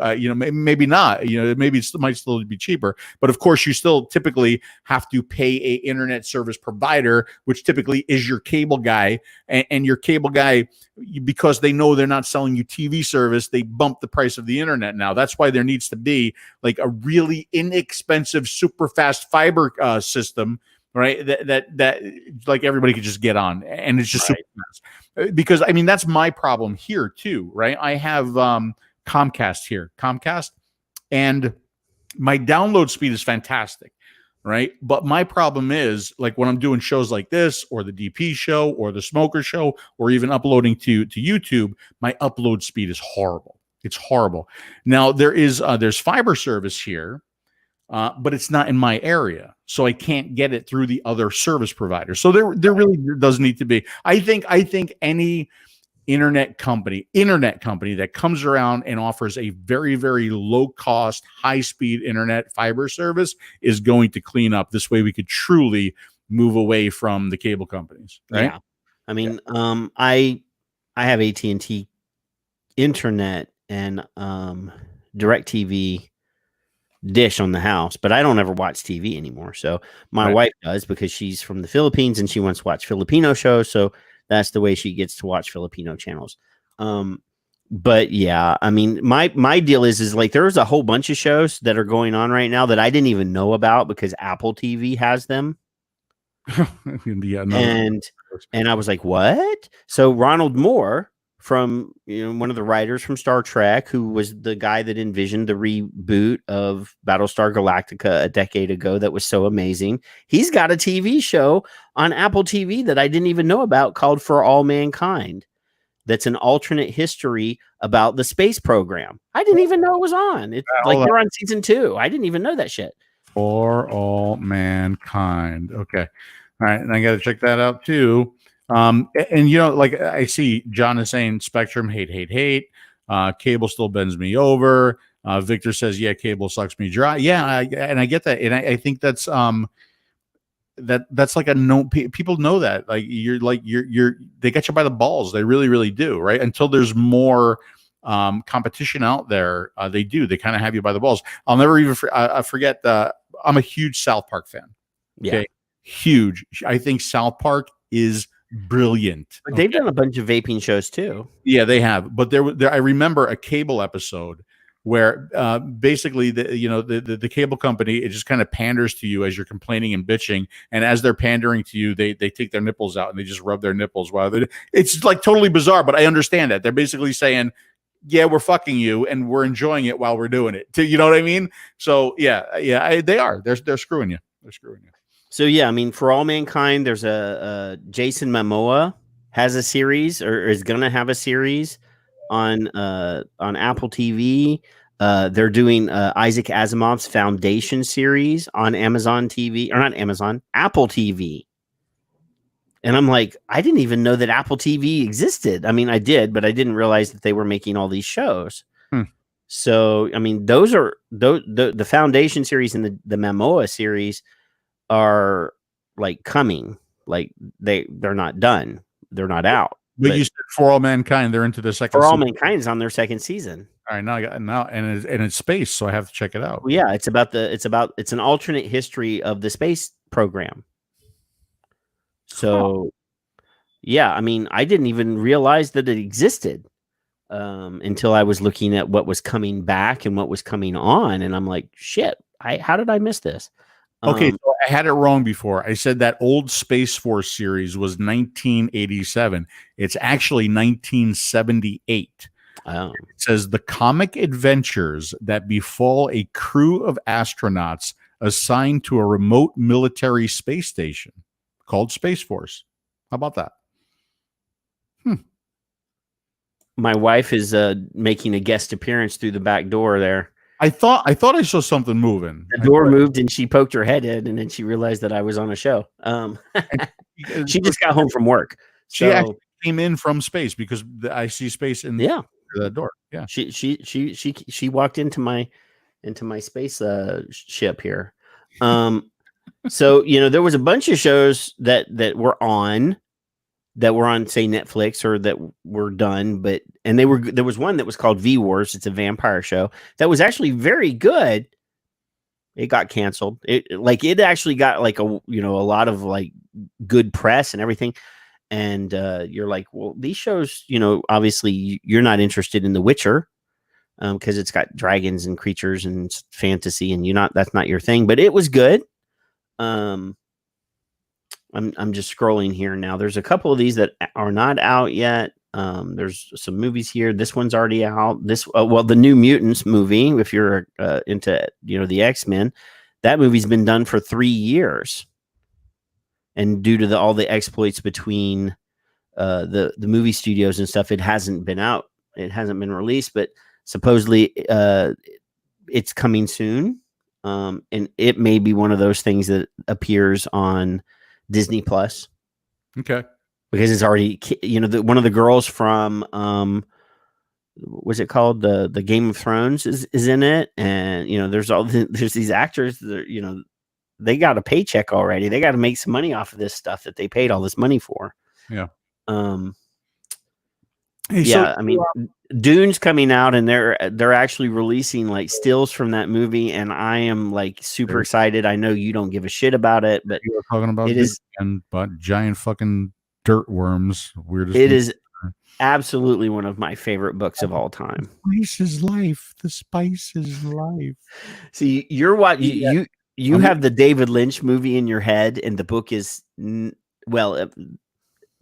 some similarities, but not a lot. I mean, maybe I'd like that book better than the Jaunting book. No, you won't. You won't. There's a lot of internal dialogue going on. There's a lot of. All right. You wouldn't like it. You wouldn't like it. All right. So we were gonna do this on the last episode. We ran out of time. Upcoming sci-fi movies that I found. Okay. Do you have more TV shows to talk about? Well, I mean, we've mentioned all the Marvel movies. We've mentioned the Star Wars movies. The TV shows, right? The TV shows, excuse me. There's a couple other movies that are coming out that we still like. Some of these, like there's one that's called The Forever War that's coming out. And I actually had a picture from the cast of that on the preview that, and it's not the Forever War Joe Haldeman book that we talked about in the last episode. Okay. So the premise of this story is that there's an alien invasion. I like it. Coming to Earth, or Earth is in the middle of combating this alien invasion. And they figure out a way to bring these heroes, these soldiers from the past, either through time travel or through, some sort of genetic cloning or whatever. And the guy that plays Star-Lord and plays in the Jurassic Park movies is the main character. Okay. That one looks interesting, but there's not a whole lot of information about it yet. There's a TV series coming to Netflix called The Old Guard, and Charlize Theron is playing in that one. And there's a group of immortal soldiers that are they're immortal, and it's about their in modern day, and they find this group of soldiers that are traveling through time, not traveling through time, but existing through time and fighting in all these wars, and they can't be killed. That's an interesting one. I like Charlize Theron though. But what movies are you excited about? All right, so I found a couple. Hold on, Dimitri's pinging me. See, like he's here, he's there, he's everywhere. All right. So what did I find? The old ball and chain. The first, yeah, right. The first one that looks really interesting. Everybody remembers the $6 Million Man. Right? Yes. Okay. Well, there's the $6 billion man. Mark Wahlberg. Yeah, look at you. And boy, I hope Lee Majors makes an appearance in that movie. I actually saw pictures of him recently. There was a while there where he was looking really bad. Really, and see, like I just saw him in a TV commercial or something. He looked fantastic. Yes, there was a year and a half, 2 years where they were like, I saw him on something and he just looked like he was dead. And then I just saw him last week and something, or the week before, and he looked good. And you're like, okay, he's getting he's getting a hold of his health. All right, yeah. Oh, okay. So hold on a second. This is breaking news that has nothing to do with sci-fi. All right. So let's see. We have a launch code. A launch code. Is that for? Hold on. Is that for? I might be able to promote a code right now that's going to get you a discount on a product. I'll try to get this out so that you guys can take advantage of this before anybody else does. Okay. And okay, so here it is. It is a launch code. If you use coupon code COOLFIRE at Element Vape, you will get 10%? 10% off of an Aries 2 or a Z50 kit. Is nice? That? Let me make sure. So we're actually working on this for the Smoker Show and for the DP Show. Trying to get what we're trying to do is actually trying to get coupon codes that are like really, very, really valuable, but only run the length of the show. So that like while we're doing the show, we can have like a countdown timer. I know this has nothing to do with sci-fi, but when Dimitri starts pinging me, I got to pay attention. This is the relationship that we're in. So yeah, coupon code COOLFIRE is going to get you, I think, at least 10% off at Element Vape for a Z50 kit and a Aries 2, because that would mean Element Vape would be the first company in the US with the Aries 2. Okay. All right, back to sci-fi. Cool. All right, thank you, Mr. Dimitri. All right. Yeah, so you said he looked he was looking rough and then he looked better. I saw him in a commercial and I thought he looked fantastic. Like I thought he looked like young, like really young. That's what I said. He looks so much better now. Yeah. So what was he doing? He was just rough.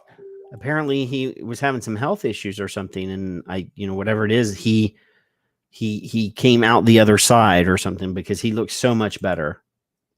Yeah, no doubt. Oh, it's not for 10% off. Nice. It's for 20% off. Okay, how about that? All right. I'll be doing posts on that after this. So $6 billion man, definitely one that I'm looking forward to if that happens. Ghostbusters Afterlife. We can get rid of the abomination that was the all-female Ghostbusters. And I don't call it an abomination just because it was an all-female Ghostbusters. I call it an abomination because the movie sucked. Female or male, doesn't matter. The movie I didn't see it. The acting, I refused to watch it. The comedy was terrible. The acting was terrible. It was horrible. Okay, so I'm happy that's going away. The new Wonder Woman, Wonder Woman 1984, right? Yes, I mean Gal Gadot is amazing. Yeah, she's really good at it. She's a likable character. She's attractive. Something you don't know about Gal Gadot, or that you may not know, she has a crush on me secretly. No, she's Israeli. Oh, really? And as part of being raised in Israel, they have mandatory government service. Like it's mandatory military service. Every man, woman, and child citizen of the country. So she did her mandatory service and is a certified martial art instructor for the Israeli military. Yeah, I did not know that. Yeah, and she speaks like 8 languages or so. She's very smart. So she really is a badass. She really is Wonder Woman. She doesn't have like ring or bracelets that deflect bullets and magic lasso. Oh, do you ever think we'll get to see the invisible plane? That would be a tough one to pull off. That would be tough, yeah. It would be. But I tell you, I mean, I liked the first Wonder Woman movie. I thought it was fantastic. I liked her in, even though that was not a very good movie when all of the DC Justice League. Well, yeah, the Justice League movie. So there was an announcement last week. So the guy who sort of brainchilded the entire launch of the DC universe, Zack Snyder, he did Man of Steel and he did the Batman Superman movie. And then in the middle of making Justice League, his daughter committed suicide. Oh my God.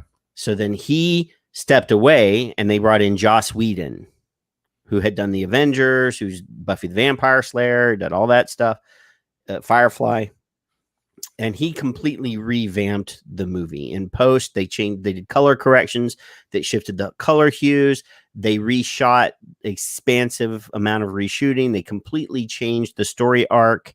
The bad villain, Darkseid, if you're from the comic book world or from the either the Justice League cartoons or the Super Friends cartoon, Darkseid was supposed to be the big bad that was introduced at the very end of the movie.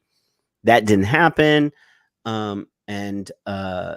Anyway, so there's been this whole campaign for the last 2 years. I've heard about to release the Snyder Cut.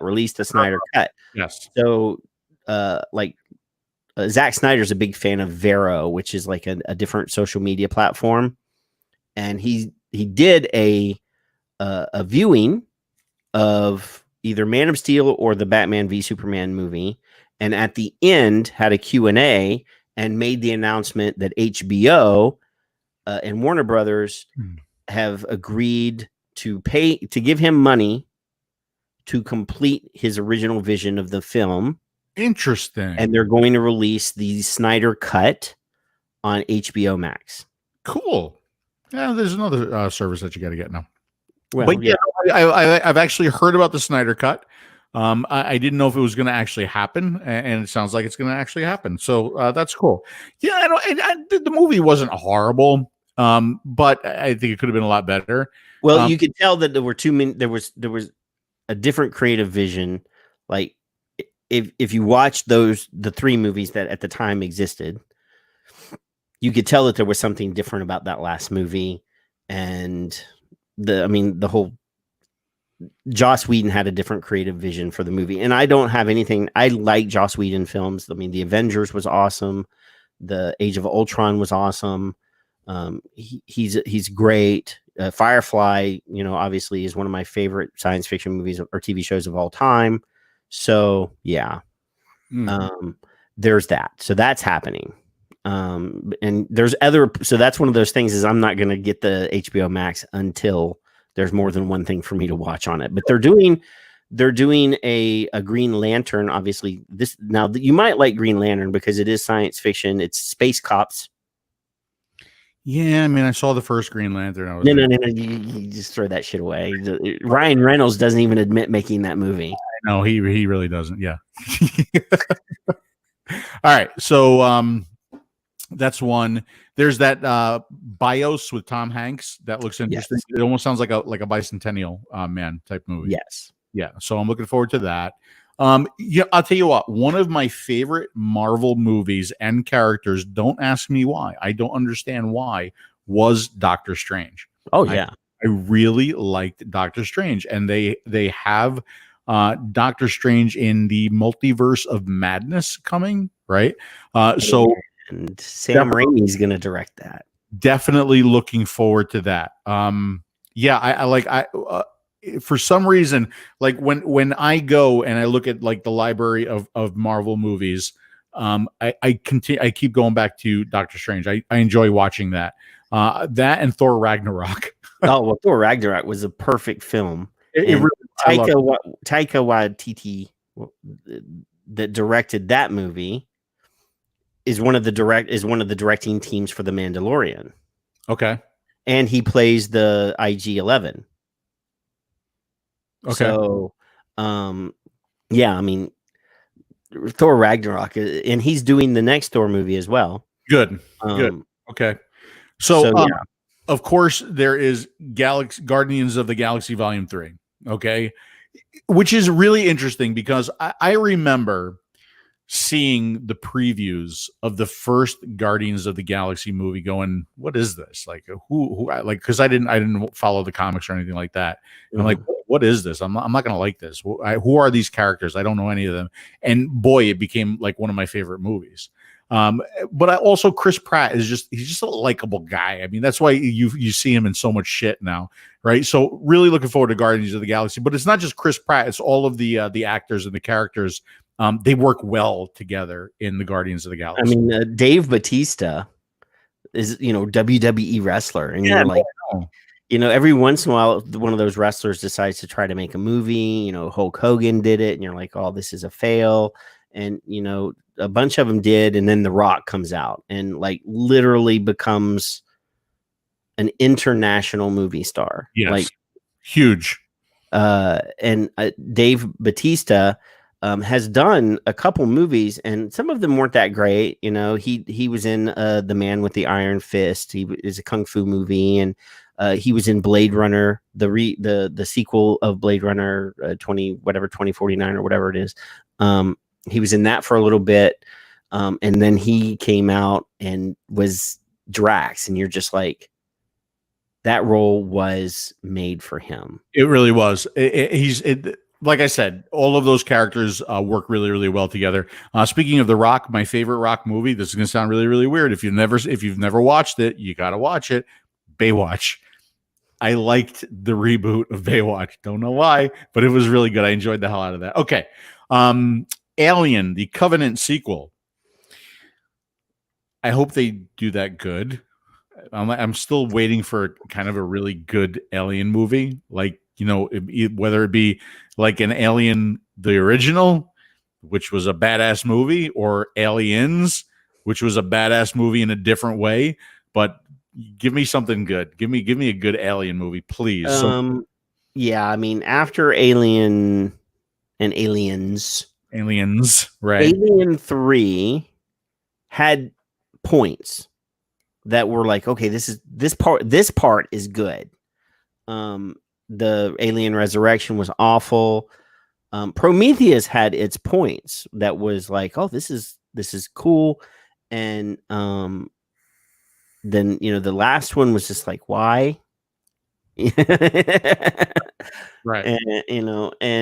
And that's why I'm asking for a good Alien movie, right? And I think it still has potential. So let's see what happens there. I, Robot 2. I actually have the same window open that you have, apparently, because that's on my list as well. Is it really? And I don't have a window open. I researched these and I put them in there. I'm using a document. I'm not looking at a webpage. Well, all of the movies that you've mentioned so far are on this list that I'm looking at. Oh, maybe it came from the same one. So yeah, I, Robot 2. I don't know if Will Smith is scheduled to be in that movie. I hope he is. I think that would make it really good. I liked the first iRobot. Oh, I loved that movie. I mean, right? I love the Isaac Asimov books. Yeah. Harlan Ellison, one of my favorite science fiction writers, actually wrote a spec script for iRobot years ago, and I have an autographed copy of that. From Harlan Ellison was the bomb. He's the guy that wrote the original Star Trek City at the Edge of Forever episode. Oh, okay. So yeah, he wrote a lot of amazing sci-fi, but yeah, I'm just really, I mean, if Alex Proyas, the guy that wrote the script, or David Goyer and Alex Proyas did the original, if they come back to do the sequel, then it would be good. I mean, both of those guys have gone on to do pretty awesome stuff. David Goyer has written, lots of sci-fi movies since then. Alex Proyas has directed a lot of sci-fi movies they're pretty much, both of them are known for sci-fi. So if they come back and do it, then, yeah. And Will Smith has made some bombs and really needs, he turned down Independence Day 2, which may have been significantly better had they not had to rewrite the story that they were originally intending to make. Either that, or he would have been in a turd, because Independence Day 2 was a turd. It was terrible. The reason it's a turd is they actually expected him to come back, and then they ended up at the last minute having to rewrite the script. All right. Well, that is what it is. Changed a lot of stuff.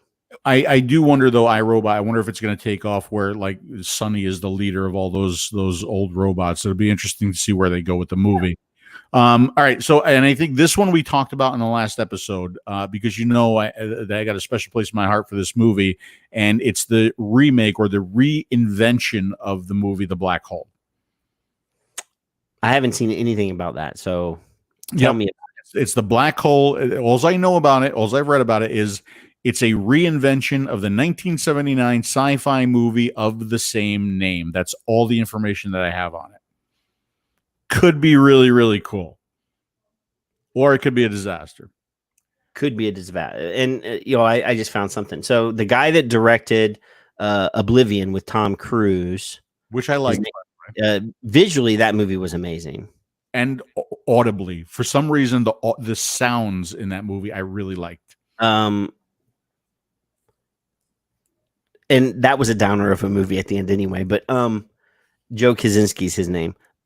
He had something to do with the Tron reboot or sequel 2. Loved that movie. And that movie was also very pretty to watch. It was an eye candy film.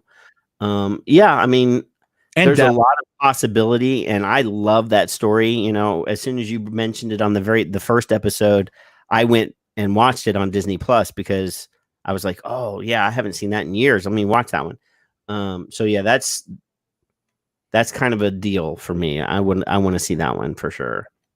So there's that, and we just kind of talked about this a little bit because there's supposed to be an Independence Day 3. I don't know if any studio is going to green like that. As bad as it bombed. I read about it, so I'm telling you about it.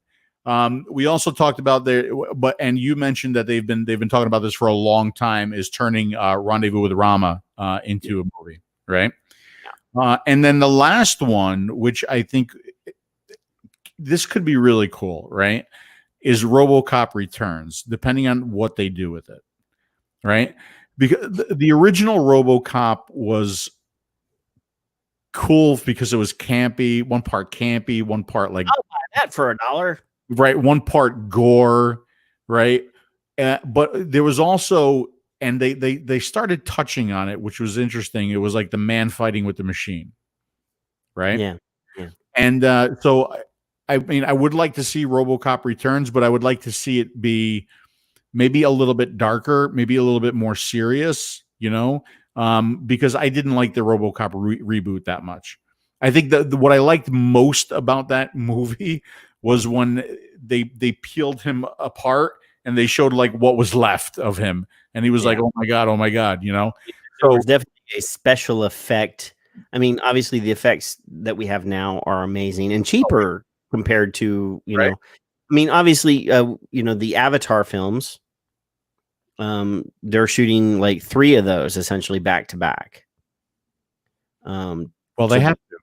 2, 3, and 4 are, Disney's pushing that. They're pushing that out because they got a theme park that they got to do too. That's right. I'm telling you. The second movie's a water world type thing. It's all about the oceans of the whatever the name of the planet is. Okay. And so they got to have that so that they can open the water ride at the theme park. Yep. So, they're doing those, and obviously those. I mean, James Cameron, whether you like his writing as a filmmaker or not, he has pushed the technology of filmmaking with every movie that he's made.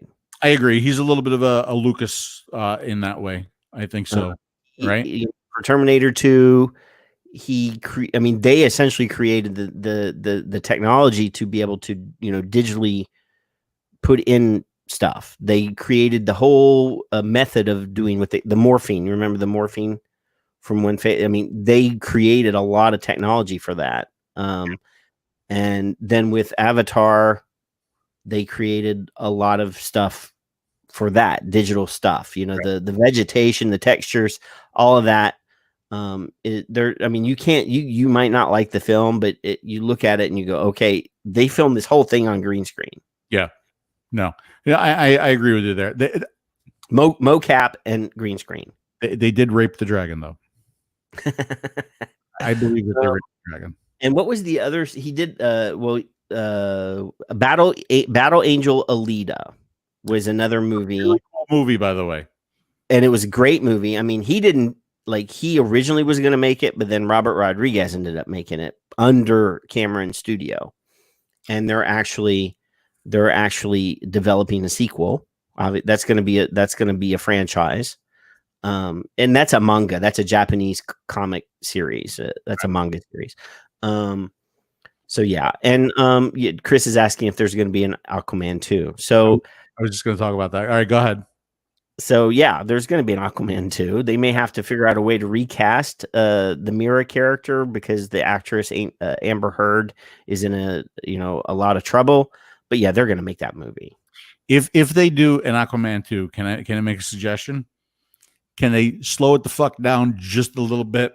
Maybe just a little bit. Okay, because Aquaman, okay, I love the character. I love the Aquaman character.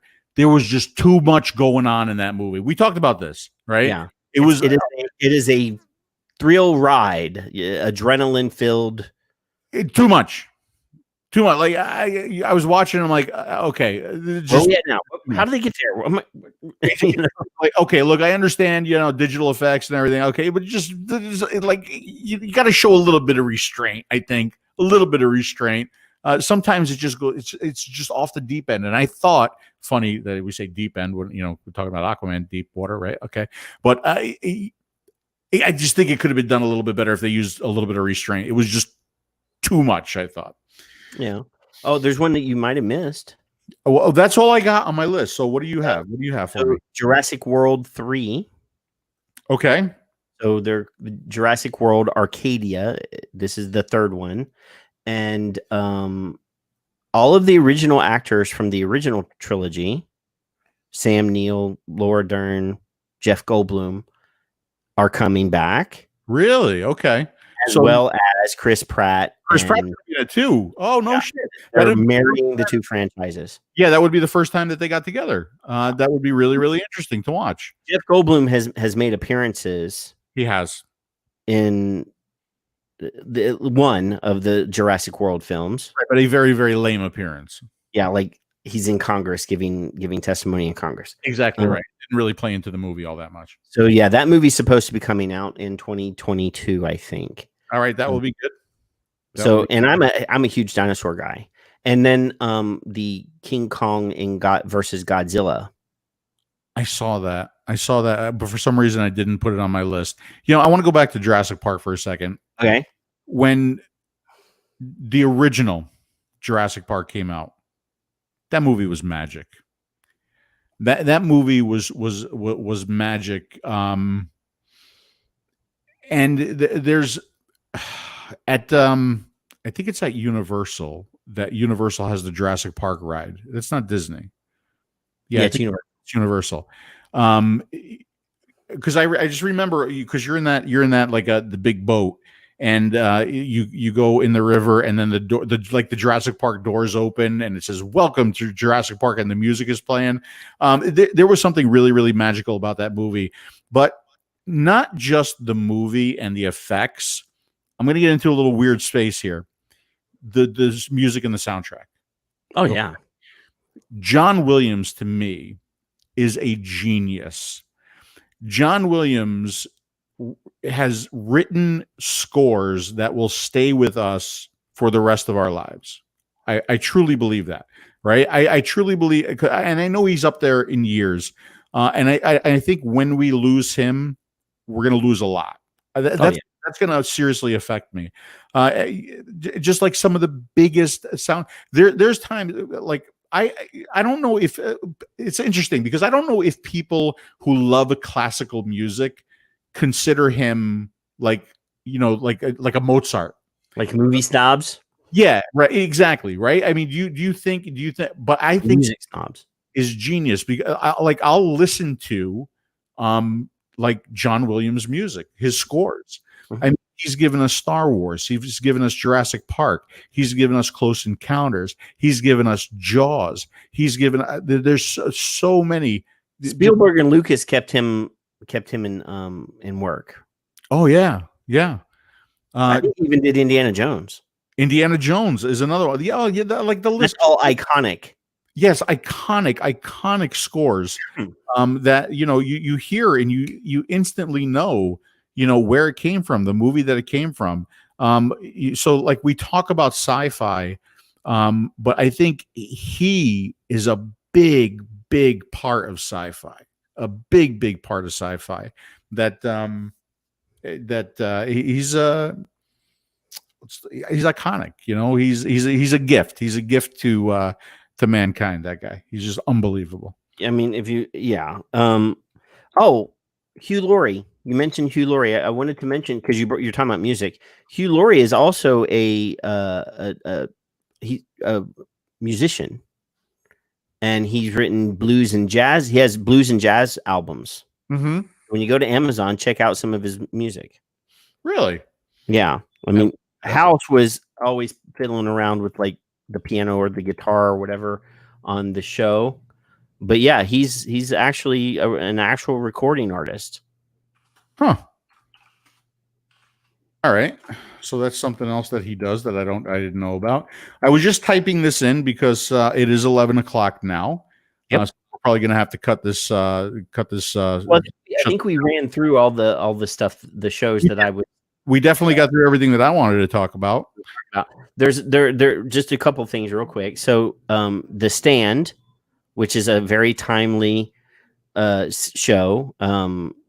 CBS All Access is doing that show. A redoing of The Stand, the book about the pandemic and the end of mankind and the God and the devil fight. So they're redoing that, and that's one that I'm really excited to see. What a wonderful time to do that. And they were working on it way before the pandemic actually happened. So okay. So it just happened to work out in their favor. Yeah. Time. Maybe they hired the Wuhan lab to release the virus. Unreal. But I was just typing off the side over here because I just wanted to let everybody know in case you didn't know, because I didn't know until I looked it up. I had to look it up. It is 10:20 a.m. Eastern time. That is when the Crew Dragon will be docking with the International Space Station, and I will surely be watching that. Well, I know that if you go to the NASA and the even C-SPAN, a bunch of the YouTube channels are actually streaming till it happens. The entire thing. They've got stuff going the whole time. So there's that. If you're bored and want to watch astronauts, either because there's an 8-hour sleep window for them as well. Yeah, they had several burns to increase their altitude to match up with the station. They have an 8-hour sleep. Man, that thing looks really tight. But that looks tight. But then they said during the broadcast that it's designed for up to 6. Yes, and the seats are modular and they pull them out. So I'm wondering if they accommodated, since there's only 2 of them on this one, whether they pulled out the empty seats and gave them racks or something to strap themselves in and stretch out and go to sleep. Yeah, I don't know. Knowing SpaceX and how into social media they are, and allowing people to see what's going on, I wouldn't be surprised if they're showing that. But yeah, it does look tight. But like you said, there is room for 6 people there. But I was going back to the Soyuz, and man, they looked like packed in even tighter, and like it looked even more uncomfortable in the Soyuz. If you remember watching Apollo 13, yeah, and you think about the LEM, mm-hmm. how small the LEM is, and even the capsule itself. I mean, they had 3 guys shoved into that space. And if you've ever gone to Houston or gone to the Space Center, and they have one there that you can actually, you're like, wow, these guys had to be really, really close. You know, there's nowhere for you. If you're having a spat, you're screwed because there's nowhere for you to go. Boy, that's someplace that I really want to go back to is Kennedy Space Center. I was there twice now. Once to actually see a shuttle launch, and I did get to see a shuttle launch from Kennedy.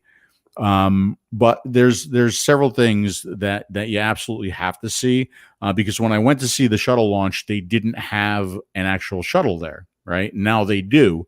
To see the shuttle in person is amazing, but I think even more amazing is to see the static display of the Saturn V. Yeah. when you cannot imagine how big that thing is until you stand in front of it and see it with your own eyes. It's something that every American should do. Yeah. Go see that, go experience the shuttle, see the shuttle. They have like so many other things that you could do. There's like a lot of interactive stuff, a lot of movies that you can see, like displays, talks, even going in to see the shuttle that you get like a little talk before you get to see it. There's a movie, and the way they actually show you the shuttle for the first time is really, really impressive. And then even going in to see the Saturn V rocket, now that it's in its new home, because I didn't get to see it the first time I went to Kennedy. They were creating, they had moved it and they were refurbishing it in its new location. Right. And even there, like you go in and it's like they have a mock-up of mission control, and they go through, like you see the stations light up as they're going through the mock-up of the launch. And then eventually you walk in and you get to see the rocket. Really, really incredible. Yeah, right, John. Just unbelievable. If you've never seen it, boy, make the trek to Kennedy Space Center and check it out for yourself. I think you will be wildly impressed that thing even fucking got off the ground. That we were able to do that. And what's more impressive to me is that we did it when we did it. We did it back in 1969. Before that. Yeah, there's all these scientists out there now saying, "Well, we don't have the technology to do it again." It's amazing to me, and I'm like, "What?" I mean, what? Right. In a way, it's like in some ways, like civilization goes backwards in time. Like when you go and you see like some of the buildings, whether it be in Italy or Spain or France, and some of the artwork and the work that went into it. Like one of the things, and Dimitri and I have talked about it. I've thank God through vaping, like I've been able to scratch a lot of things off of my bucket list, like the Eiffel Tower, like the Acropolis, like the Colosseum. One of the things that I absolutely have to see before I die, I have to stand in front of it and I have to look at it for myself, or them for myself, is the Great Pyramids. Yeah, right? I have to do that. That's one of the things that I absolutely have to do.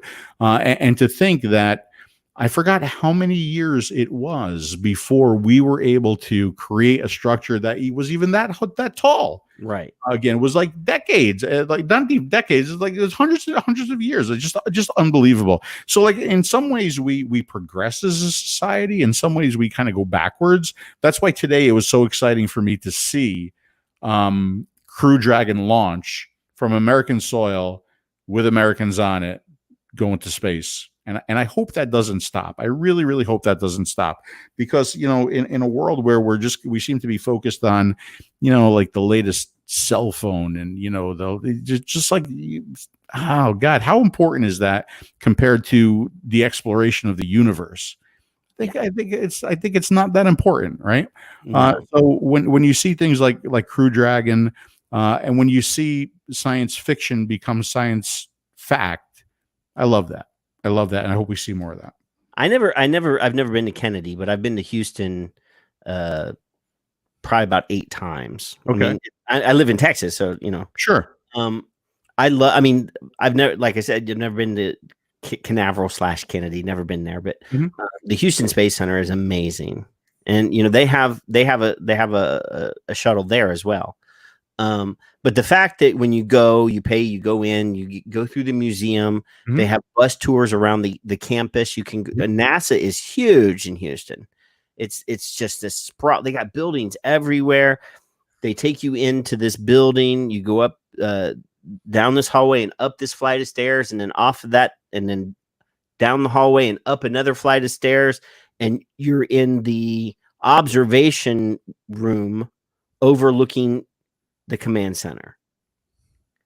And there's people down there, and they're playing on computers and controlling satellites and you're just like, look at what we can do. Yeah. Look at what we can do. I mean, right now where, there's so much anger and division and, I don't like you and blah, blah, blah. And, look what we can do. Right. When we work together. Right. And unified. I totally agree with you, and it's good to see something like that to happen today that hopefully like brings people together. But I think it's important because the shit's expensive, right? So we need to the only way things get done is if there's money to be made, right? So Well, we got to privatize it. Go ahead. we're lucky. We're lucky that we had a guy who made some good investments, who made a bunch of money, and is also a fucking nerd. Yep, he is a geek. He's like, I'm going to make an electric car because electric cars, sci-fi and blah blah blah, and I'm going to start a rocket company because I like space and I want to, and this guy. I mean, Elon Musk is a little bit out there. Oh yeah, he's a little bit out there, but thank God he's here because whether he wants to he buys a company that sells a flamethrower because he thinks it looks cool, or he has a kid and names the kid some sort of weird mathematical equation. He's here, and we because he wants to one day be able to go into space himself. Right, we benefit from that. So he says, I want to be able to go into space, so I got to buy a rocket company and figure this stuff out so that I can privatize this and sell tickets to make it profitable. So like they've already sold seats in future rocket, regular old folks, tourist seats into space.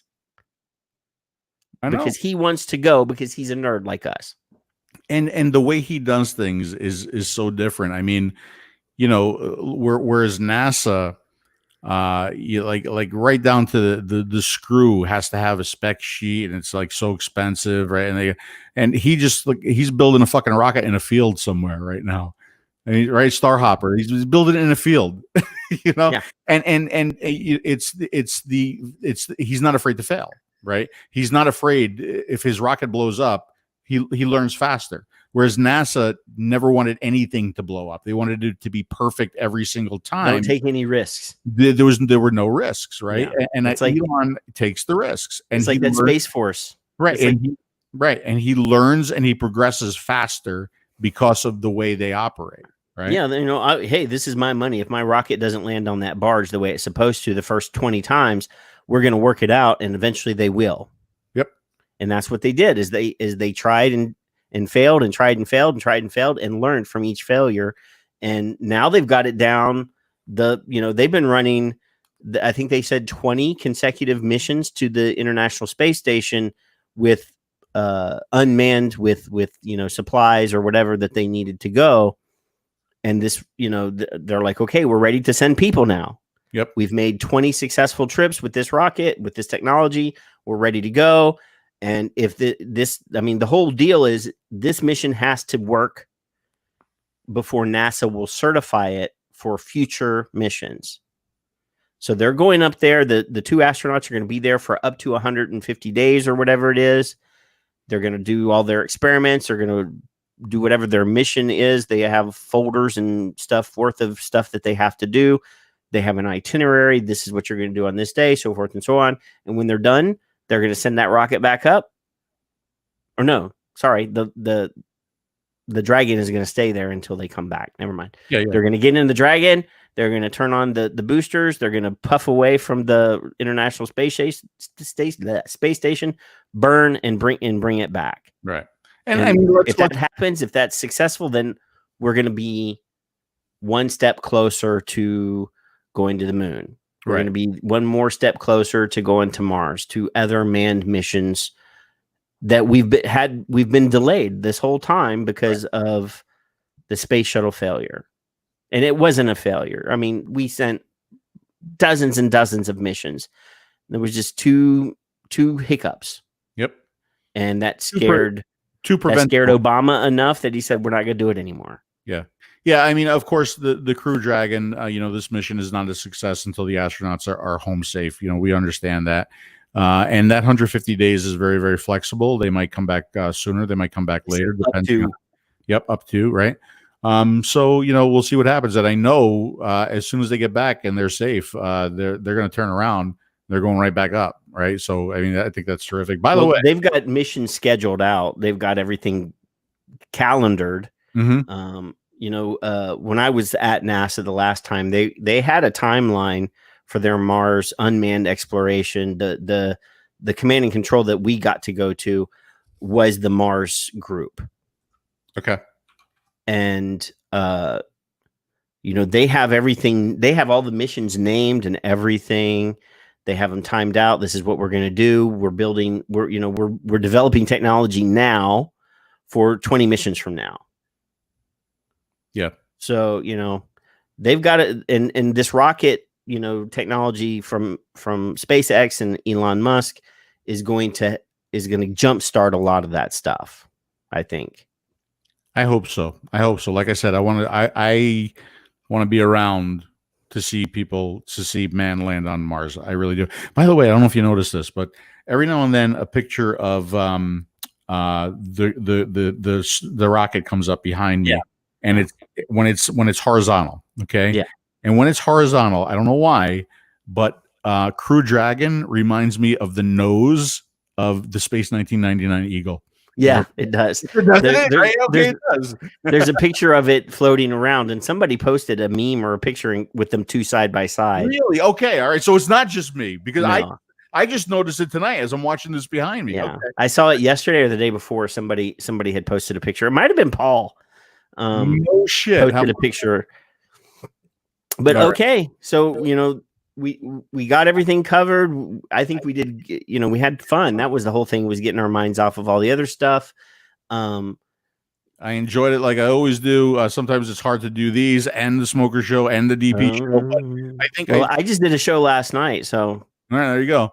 So I think what we should do is kind of like what we did with this show. Give it some time. Let's watch some new series and episodes and stuff. Like maybe catch a couple of movies and then talk about it the next time we do this. Yeah.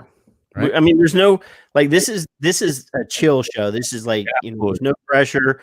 You needed time, and I said, well, we'll just do it when you're ready, because there's no point in forcing it. When we have something to talk about, we'll talk about it. We'll do more of these shows when we feel like it, and when we have stuff to talk about. When we feel like it. I love that. That's the kind of show that I like to do right there. The show, and I agree with you, John. I agree with you. I think Matt Damon should be on the first Mars, because I mean, if he is, he's going to science the hell out of that shit. He could science the hell out of it. He really can. He's the greatest botanist on the planet. Okay, that's it. Thanks, so, everyone. Have a good one. Thanks, John. John commented a lot. He did. We appreciate that, John. Pam for showing up, Thomas for showing up, Victor for showing up. All you guys that showed up, because we know that there's a lot of stuff happening today. We're both doing a lot of stuff today in conjunction and in association with that, and it just felt like, especially since the SpaceX thing happened, and we had all this stuff to talk about, all these shows that we had wanted to talk about and we couldn't, and all the upcoming stuff that we had heard about. How ironic is it that we happened to plan this show, and SpaceX got scrubbed on Thursday, right? Thursday, and we happened to do the show on the same day. That was unplanned. So the rocket knew, and the weather knew that we were going to be on the air on Saturday, and it said, "I'm not going to leave the ground," and the weather said, "I'm not going to blow out of the way until Patrick and Phil can do their show." That could be it. So we wish them good luck. It's our fault that they went today. Terrific. Okay. All right. So thanks, Phil. Thanks, Patrick. And we'll see you when we want to do another show, when there's something to talk about. Bye, everybody. Bye, guys. I made it. By the way, I made it. The red shirt